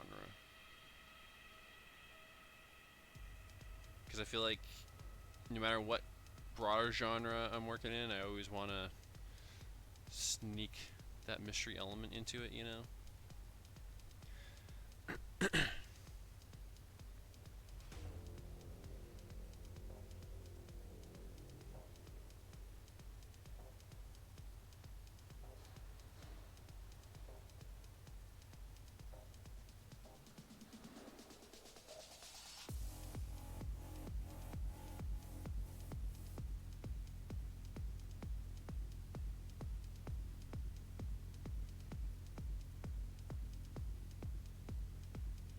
Knives Out is a really good one. Very recent one.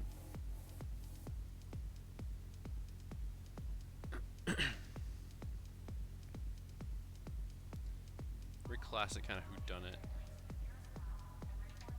vibes to it as well.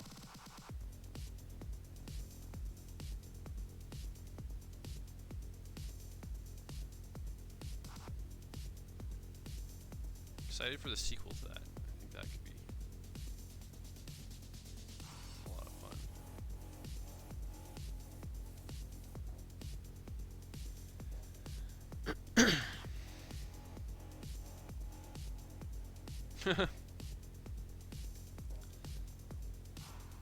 Alright, well, I'll accept it.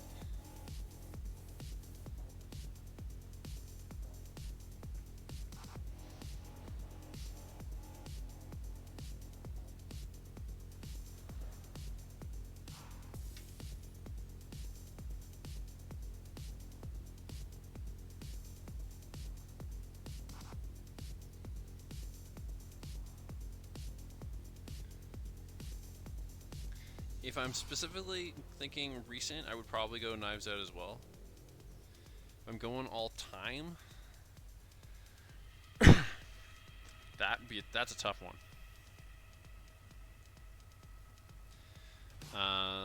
Of the classic film noir ones, Kiss Me Deadly would probably be my favorite.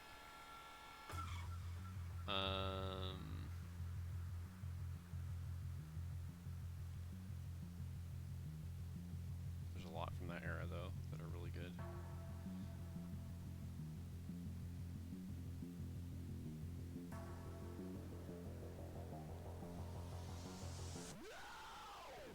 No! What the fuck is this?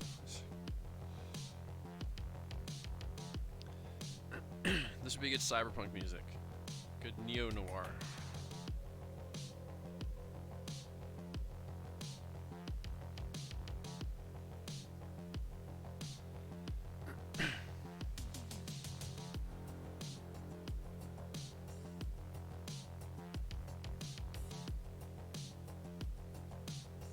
Fugitive is a good action mystery one.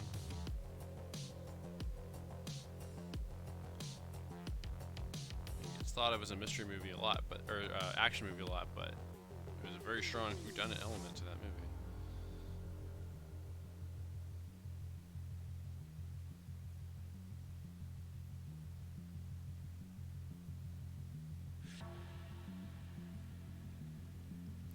Witness for the Prosecution, another classic one that's really good, and Anatomy of a Murder.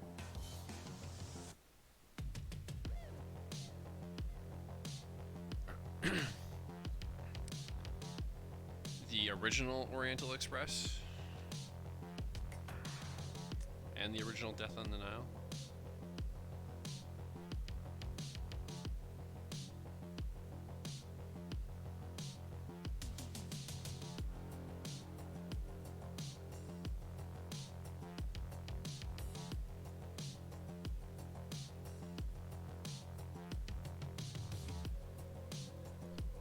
Yeah. Yeah. The first yeah was for the synthwave, the second yeah was for the Blade Runner comment. Okay, Mark, thanks for coming by. See you next time. Same Twitch time, same Twitch channel. That's actually Atlas 7. Actually, is another one. I was about to say that. Bone Collector is a good one. That's actually what has me the most excited about Matt Reeves' Batman that he's doing, because apparently he's going for the whodunit vibes. And that's something that they really haven't done much with Batman in the movies. World's greatest detective, but he never detects anything.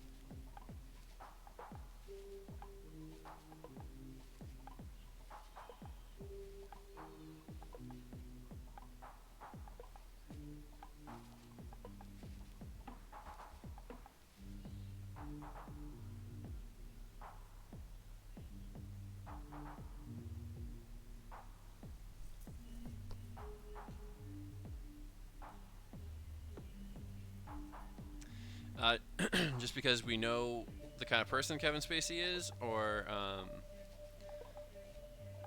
just because of the way he is in that movie? Both answers make sense.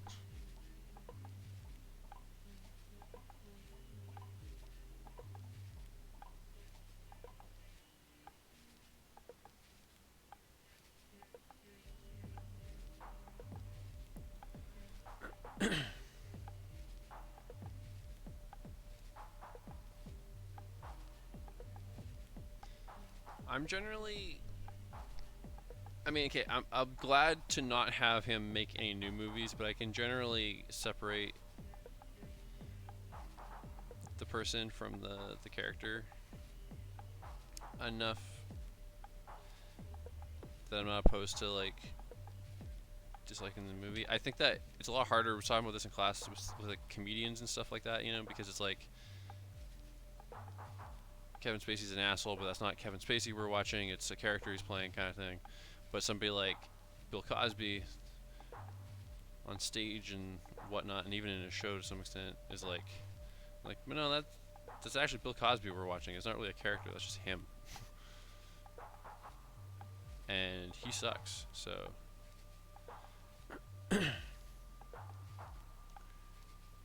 Roseanne, Louis C.K.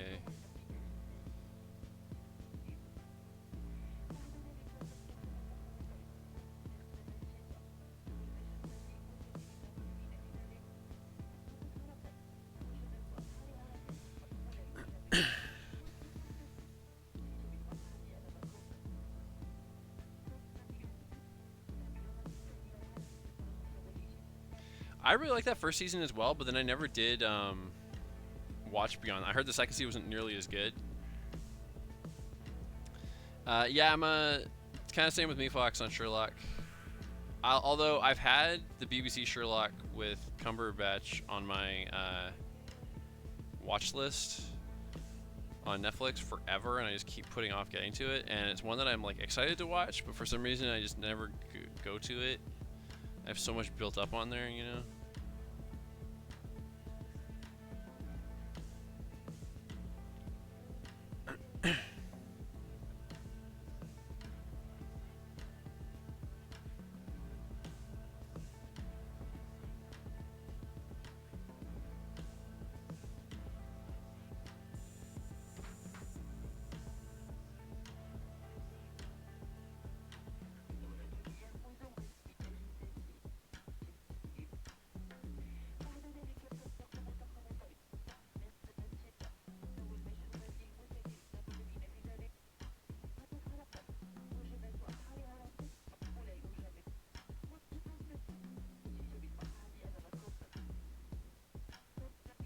Even with the not so hot reviews, though, I was down to watch the next season. I just never got to it. Now I don't have HBO or anything.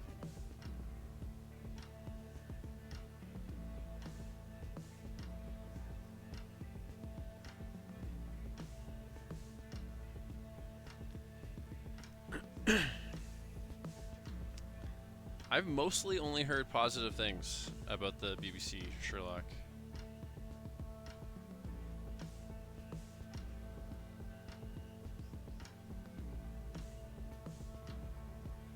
Although, in fairness, some of that I think was like a lot of purists trying to talk shit about Elementary and how it's the American version, it can't possibly be as good. Um, and maybe it's not as good as the other one, but I think there's that attitude about it, you know. So that was kind of the context that it would come up in with a lot.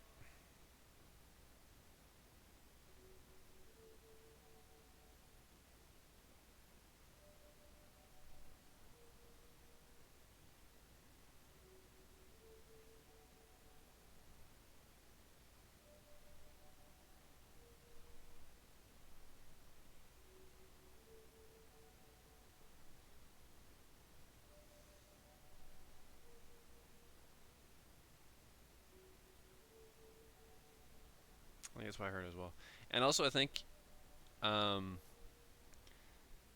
I think Colin Farrell's in that second season. I think it's Colin Farrell.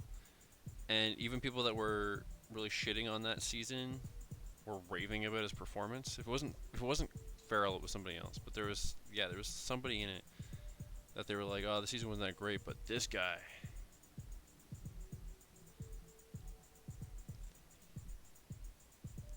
I was a huge CSI fan back in the day as well, which they're bringing back apparently. Right. Okay.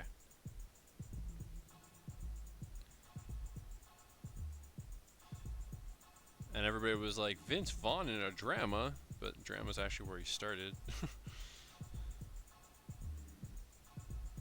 There was a time when people were like, Vince Vaughn in a comedy? What?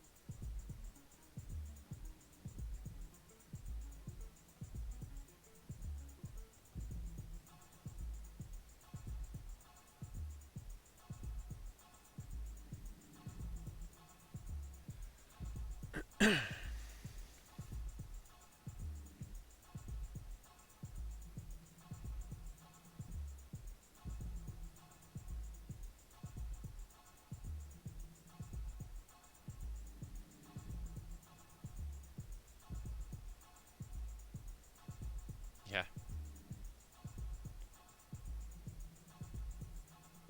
He's bounced back and forth, I think, a bit more regularly, though, so I think it's a little bit less of a shock.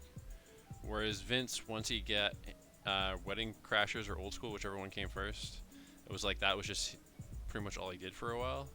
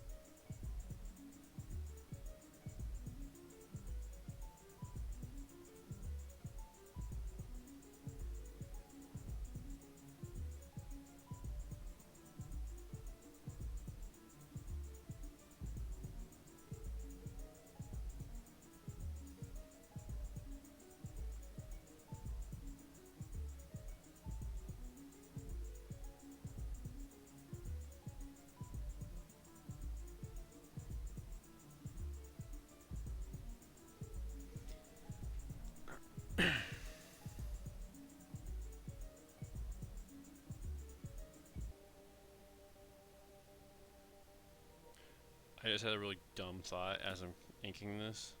This drawing is going to be half black, half white, all sad. That's the RoboCop promo. Half man, half robot, all cop.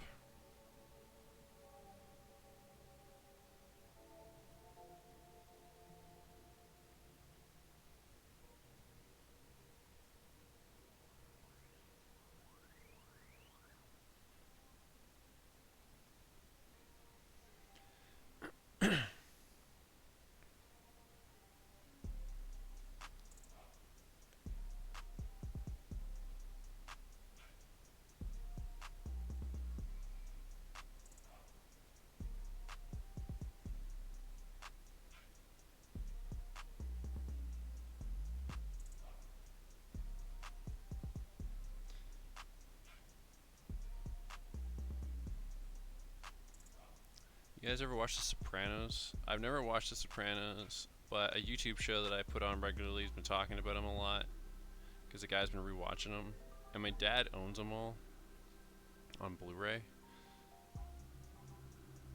So I'm thinking one day in the near future I might need to borrow those from him and finally watch The Sopranos.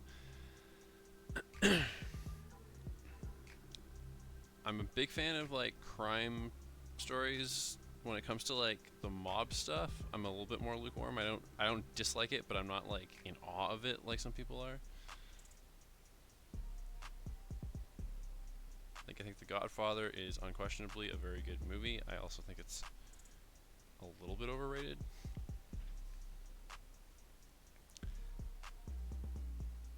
I do very much like Goodfellas though. I like The Departed a lot. Well, The Departed feels a bit more like just a general crime movie, even though it does involve the mob. I don't know. Wasn't crazy on The Irishman.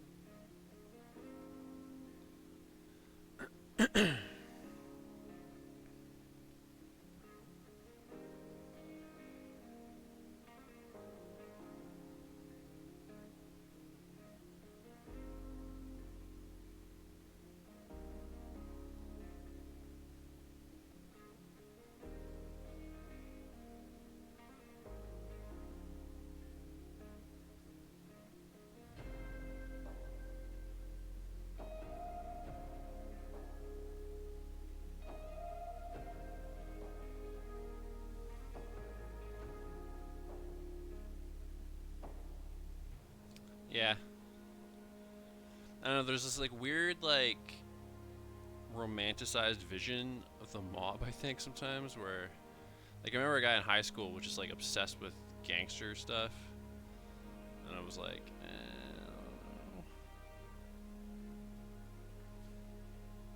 Yeah, there's a lot of overlap. I think for sure, and I think that's part of like the Godfather movies as a like a saga. I think is a really good story, and it's very well made and it's very well acted. Like I really can't say a negative thing about them, but I do think that part of the respect they get is that at the time that they came out, like mob stuff wasn't nearly as uh, well known, you know. So it was sort of like learning something new and mysterious about the world, and I think that is part of what got it the attention that it did.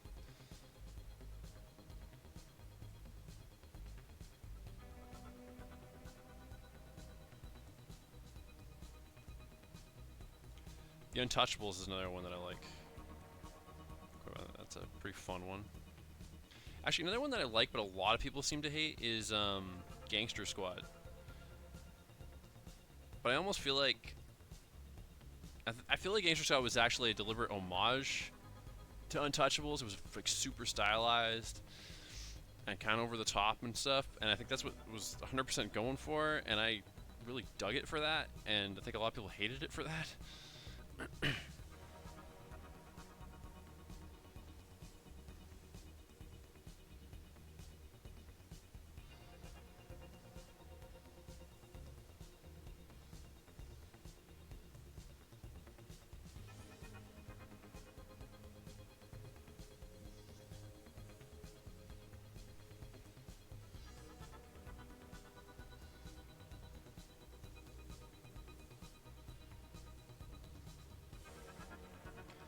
From what I understand about The Sopranos, though, is like it gets a lot more into the specific characters and things like that than we maybe typically get from the movies. It's less about the. It's like the mob's almost a backdrop. It's more like the psychology of the guy and stuff. So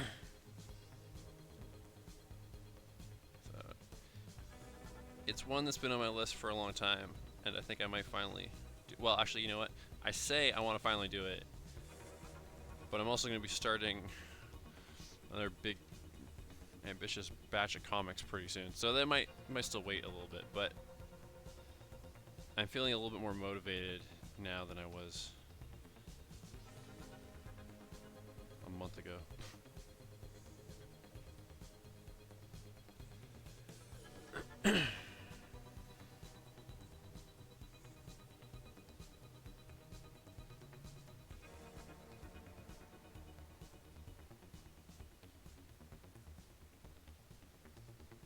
Also, if any members of the mob have been watching tonight, please don't put a hit out on me or anything like that. Just talking about movies.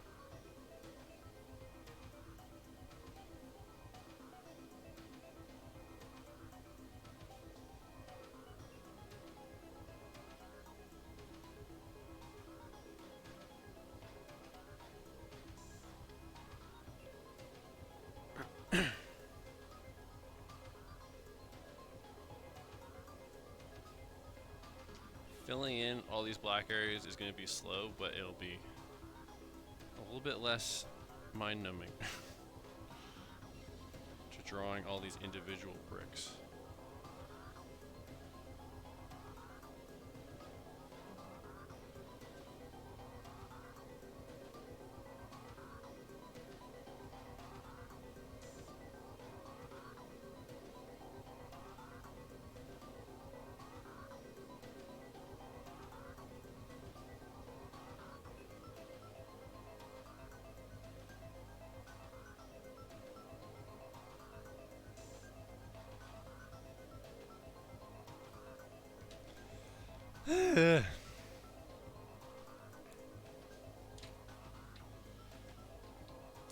Whoop, whoop, whoop.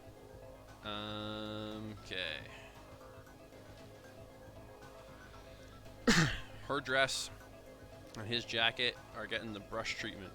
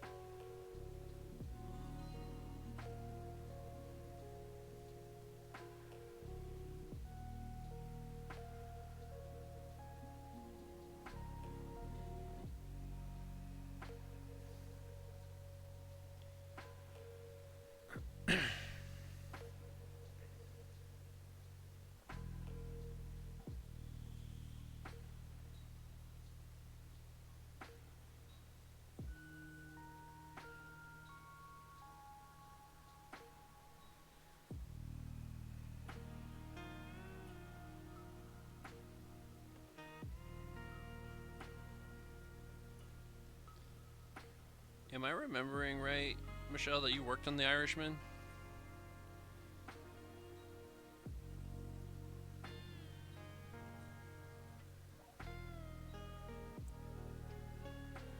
think you see like you rotoscoped or airbrushed a lot of old man wrinkles, like you said, something like that.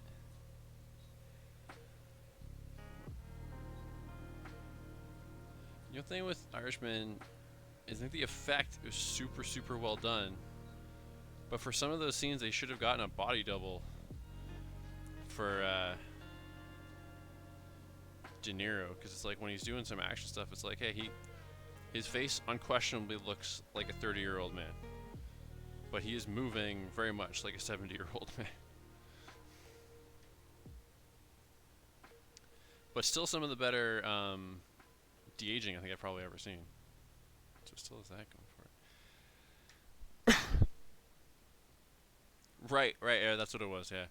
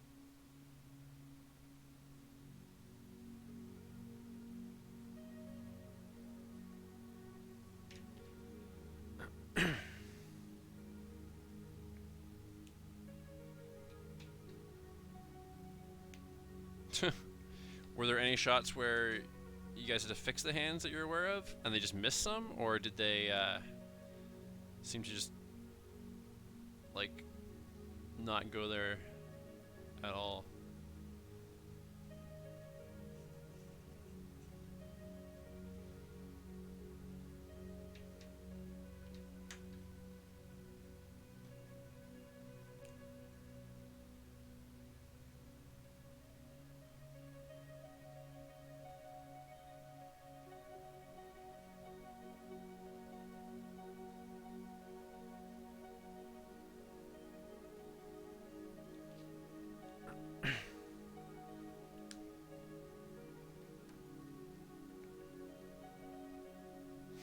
Okay.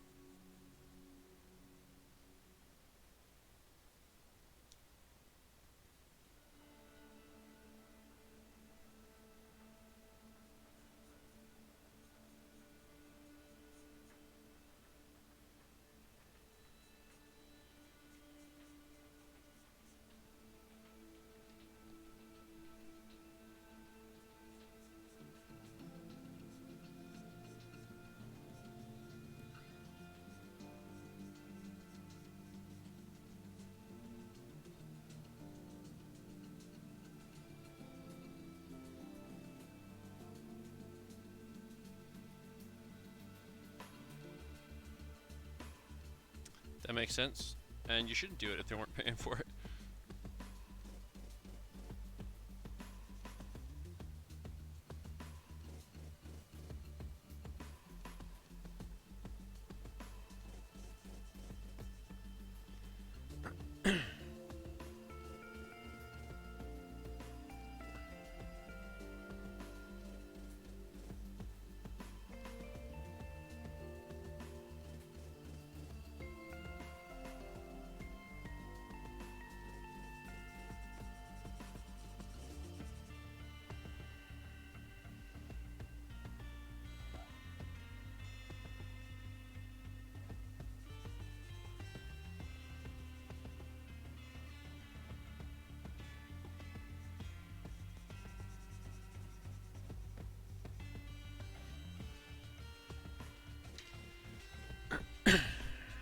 Blacksad is officially black.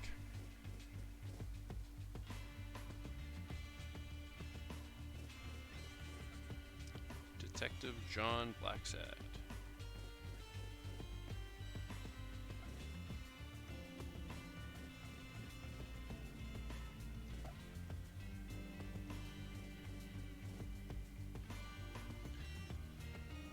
I wonder if there's a backstory behind that name, or if it means something in Spanish, or like if the creator based him on his own cat. I kind of feel like he might have actually. I think that might be where it came from. I think I might have read that one time.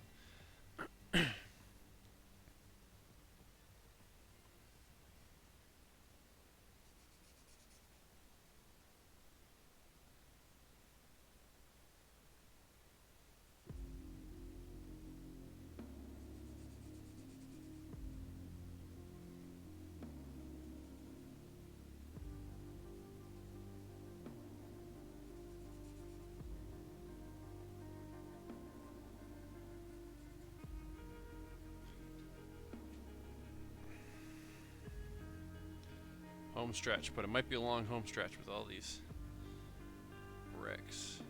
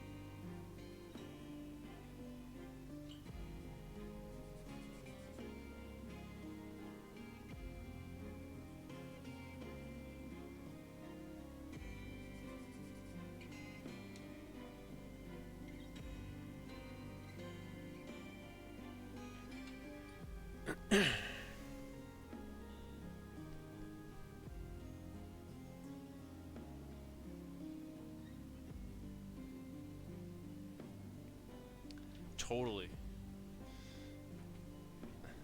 No, I even as a non CG artist, that kind of thing always annoys me, Michelle. Or when people like accuse the artist of being lazy, or honestly anything on a movie or TV show that gets described as lazy by somebody reviewing it, whether they're like an official critic or not, always really irks me. Because there is nothing lazy about anything that goes into making a movie. If the people were lazy, they wouldn't go in that line of work.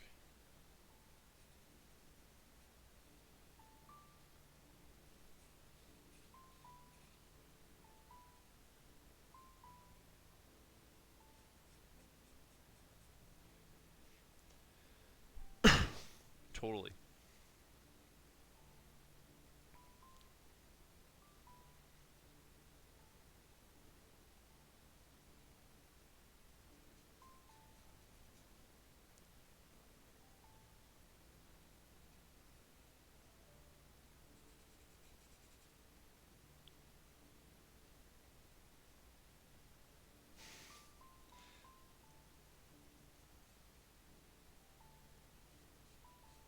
The writing gets blamed for that sometimes too, though. I've heard people say, "Oh, lazy writing." Like that's actually a pretty common one, and that always irritates me as well.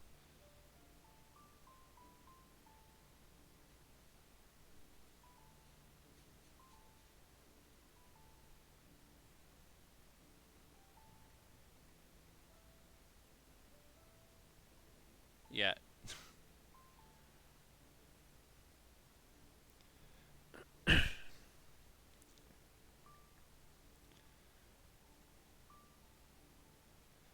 it's like you're doing it on your own time for free just to try to get views, or maybe you're doing it for a more noble purpose, like build up your portfolio or whatever.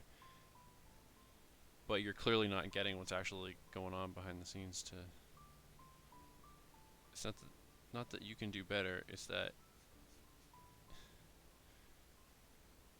you're trying to make a point.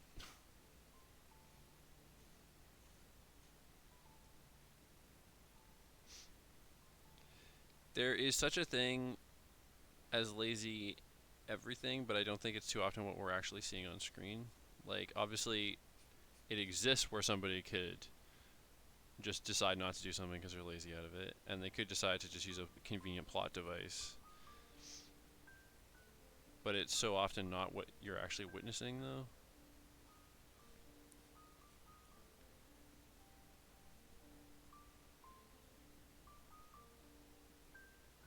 Sometimes that plot hole actually wasn't a plot hole, but somebody along the line decided to cut a shot or something, or cut a scene, and it created a plot hole. But the person that was writing it was well aware of it and covered their tracks, and then somebody else blew it.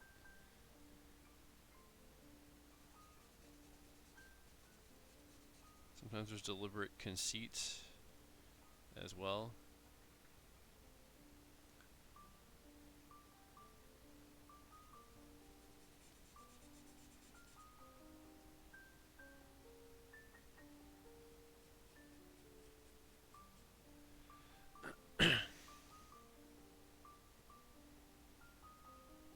But there's also like, but even a fully straight up badly written script, I don't know how often laziness is the actual key, right? It might not be that well written, but it's not necessarily because they were too lazy to write a better one. It was like in their mind that was the better script.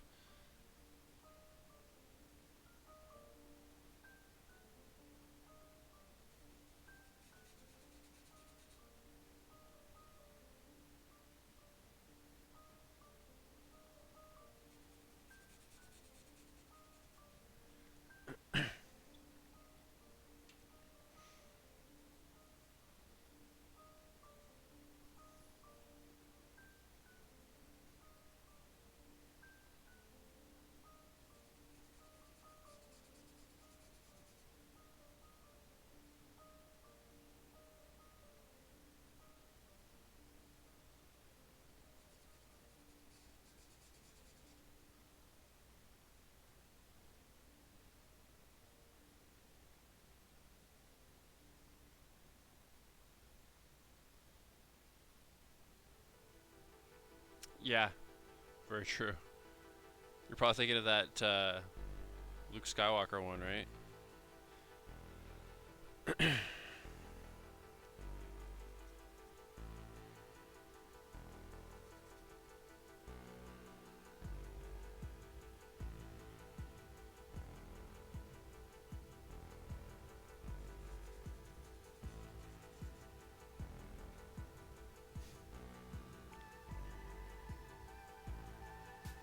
I think I heard that he just got hired by Lucasfilm or maybe ILM directly. The person that made that video.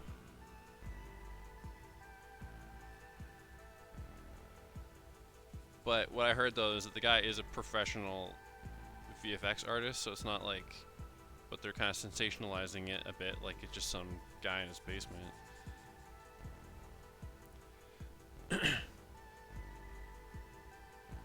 Oh, really?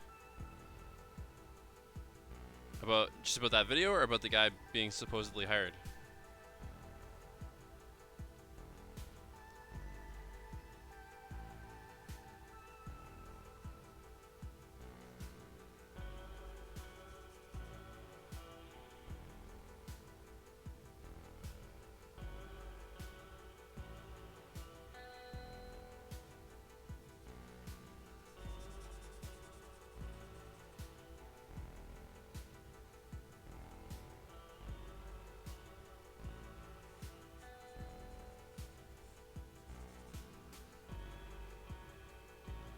Okay. So was he actually hired, or was that just a rumor?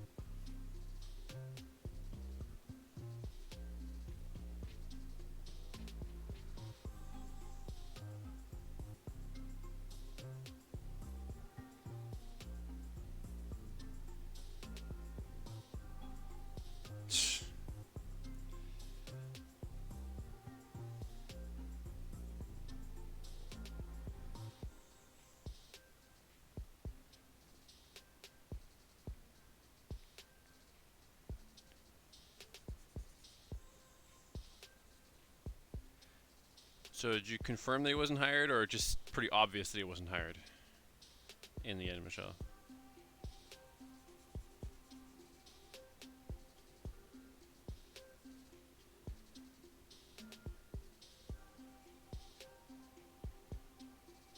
I think some of that Fox though is also just delusions, because they don't realize the tropes are falling into, or they're convinced it's amazing and stuff. You know, like I don't.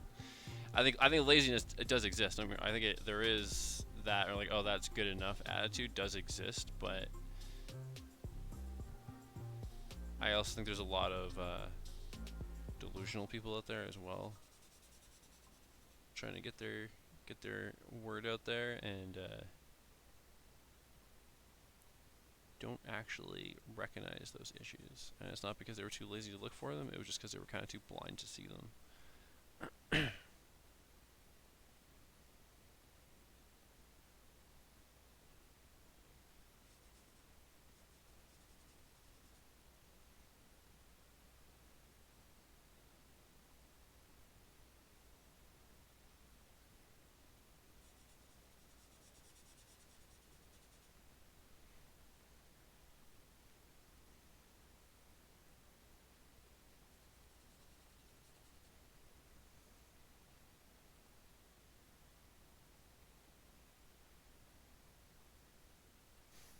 So yeah, probably bullshit.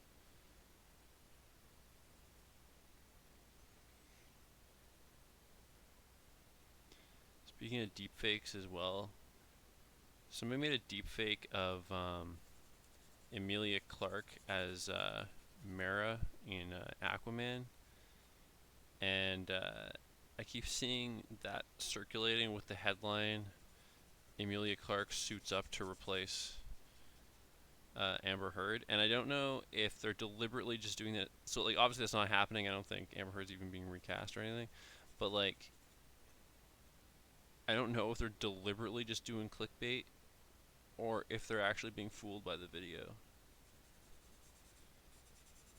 But I kind of laugh every time I see it.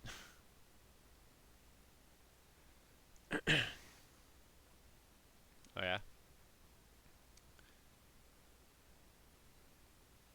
that through the gig you got recently, Fox, or was that like a friend's script or something?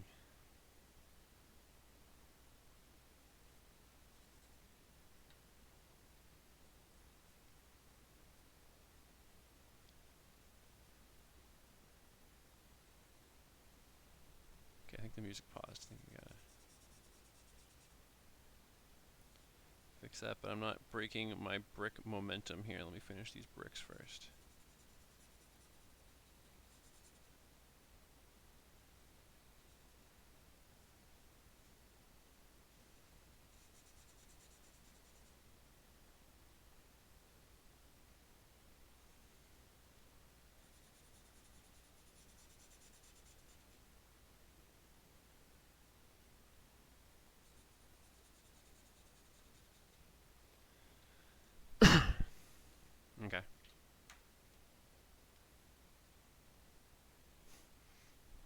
Oops.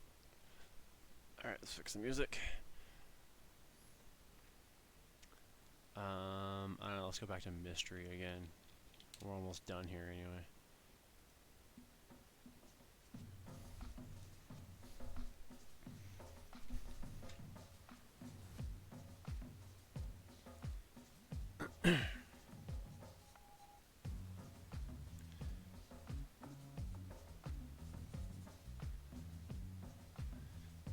And now we lose the shape of these shoes in the soup of darkness.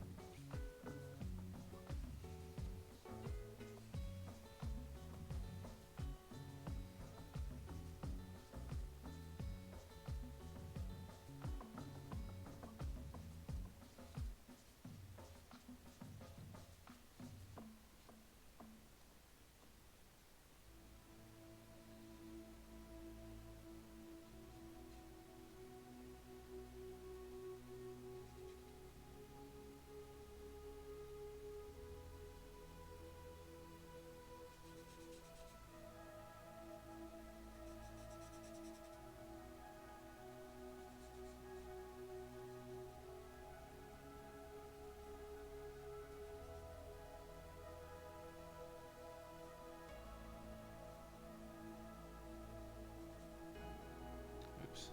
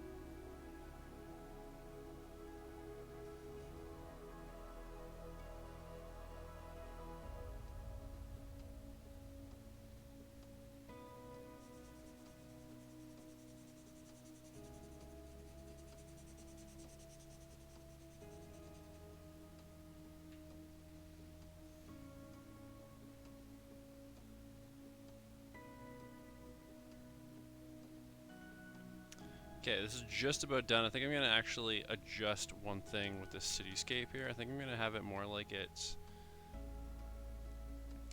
kind of coming down.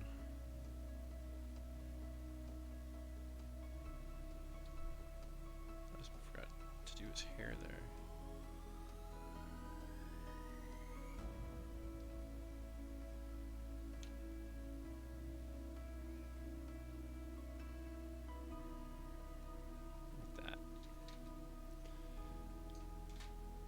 Feel a little bit more deliberate, I think, this whole layout that I got going here.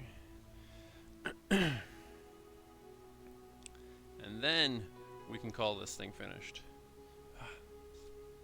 Pen.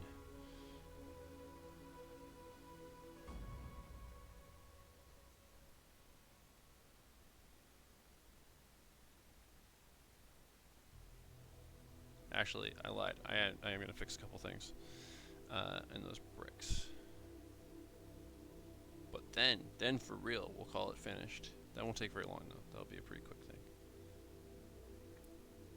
And I might put some windows in the city too. That will also be quick.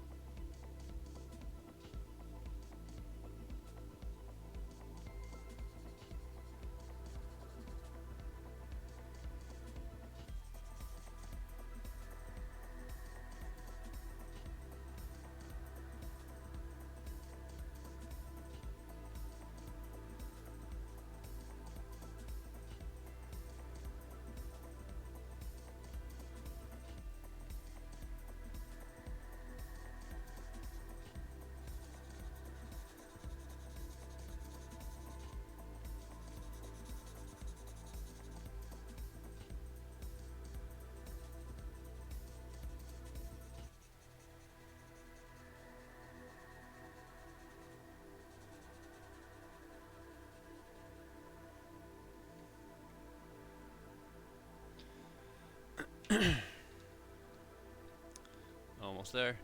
Almost there.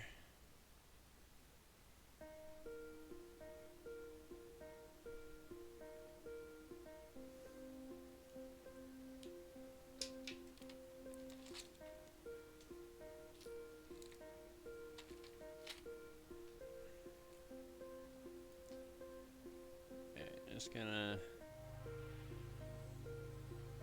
fix up a few of these bricks that weren't meant to be touching.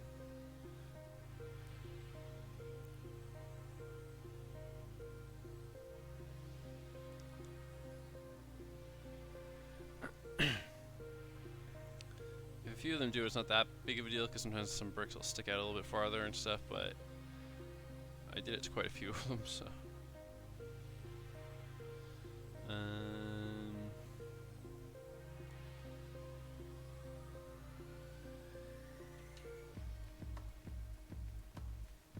Okay. And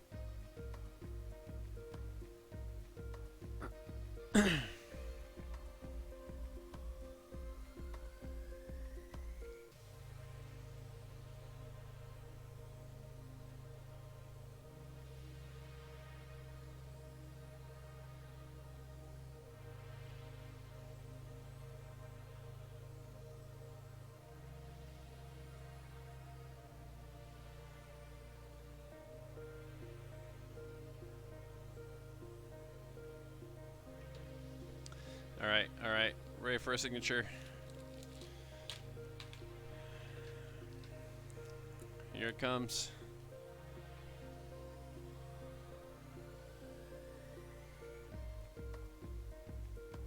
There we go. There is Blacksad. Excuse me. So next week, or well, I'll be back on Thursday for another original one. I got something kind of fun planned. I might draw that one on bigger paper again, like I do sometimes. Not because the drawing is going to be overly complicated. I don't think it will be. But I think I'm going to want the extra space to do it well. And next Tuesday, I'm back to the request list. I got one that's been on the list for quite a while, and I'm going to finally do it. That might end up being a long one as well. But until then, guys, I just noticed how extreme my angle is. Very Dutch tilty. Kind of film noirish, I guess, in its own right. Thanks, Michelle. But anyway, so I'll see you guys next time. Thanks for watching. Have a good night, everybody.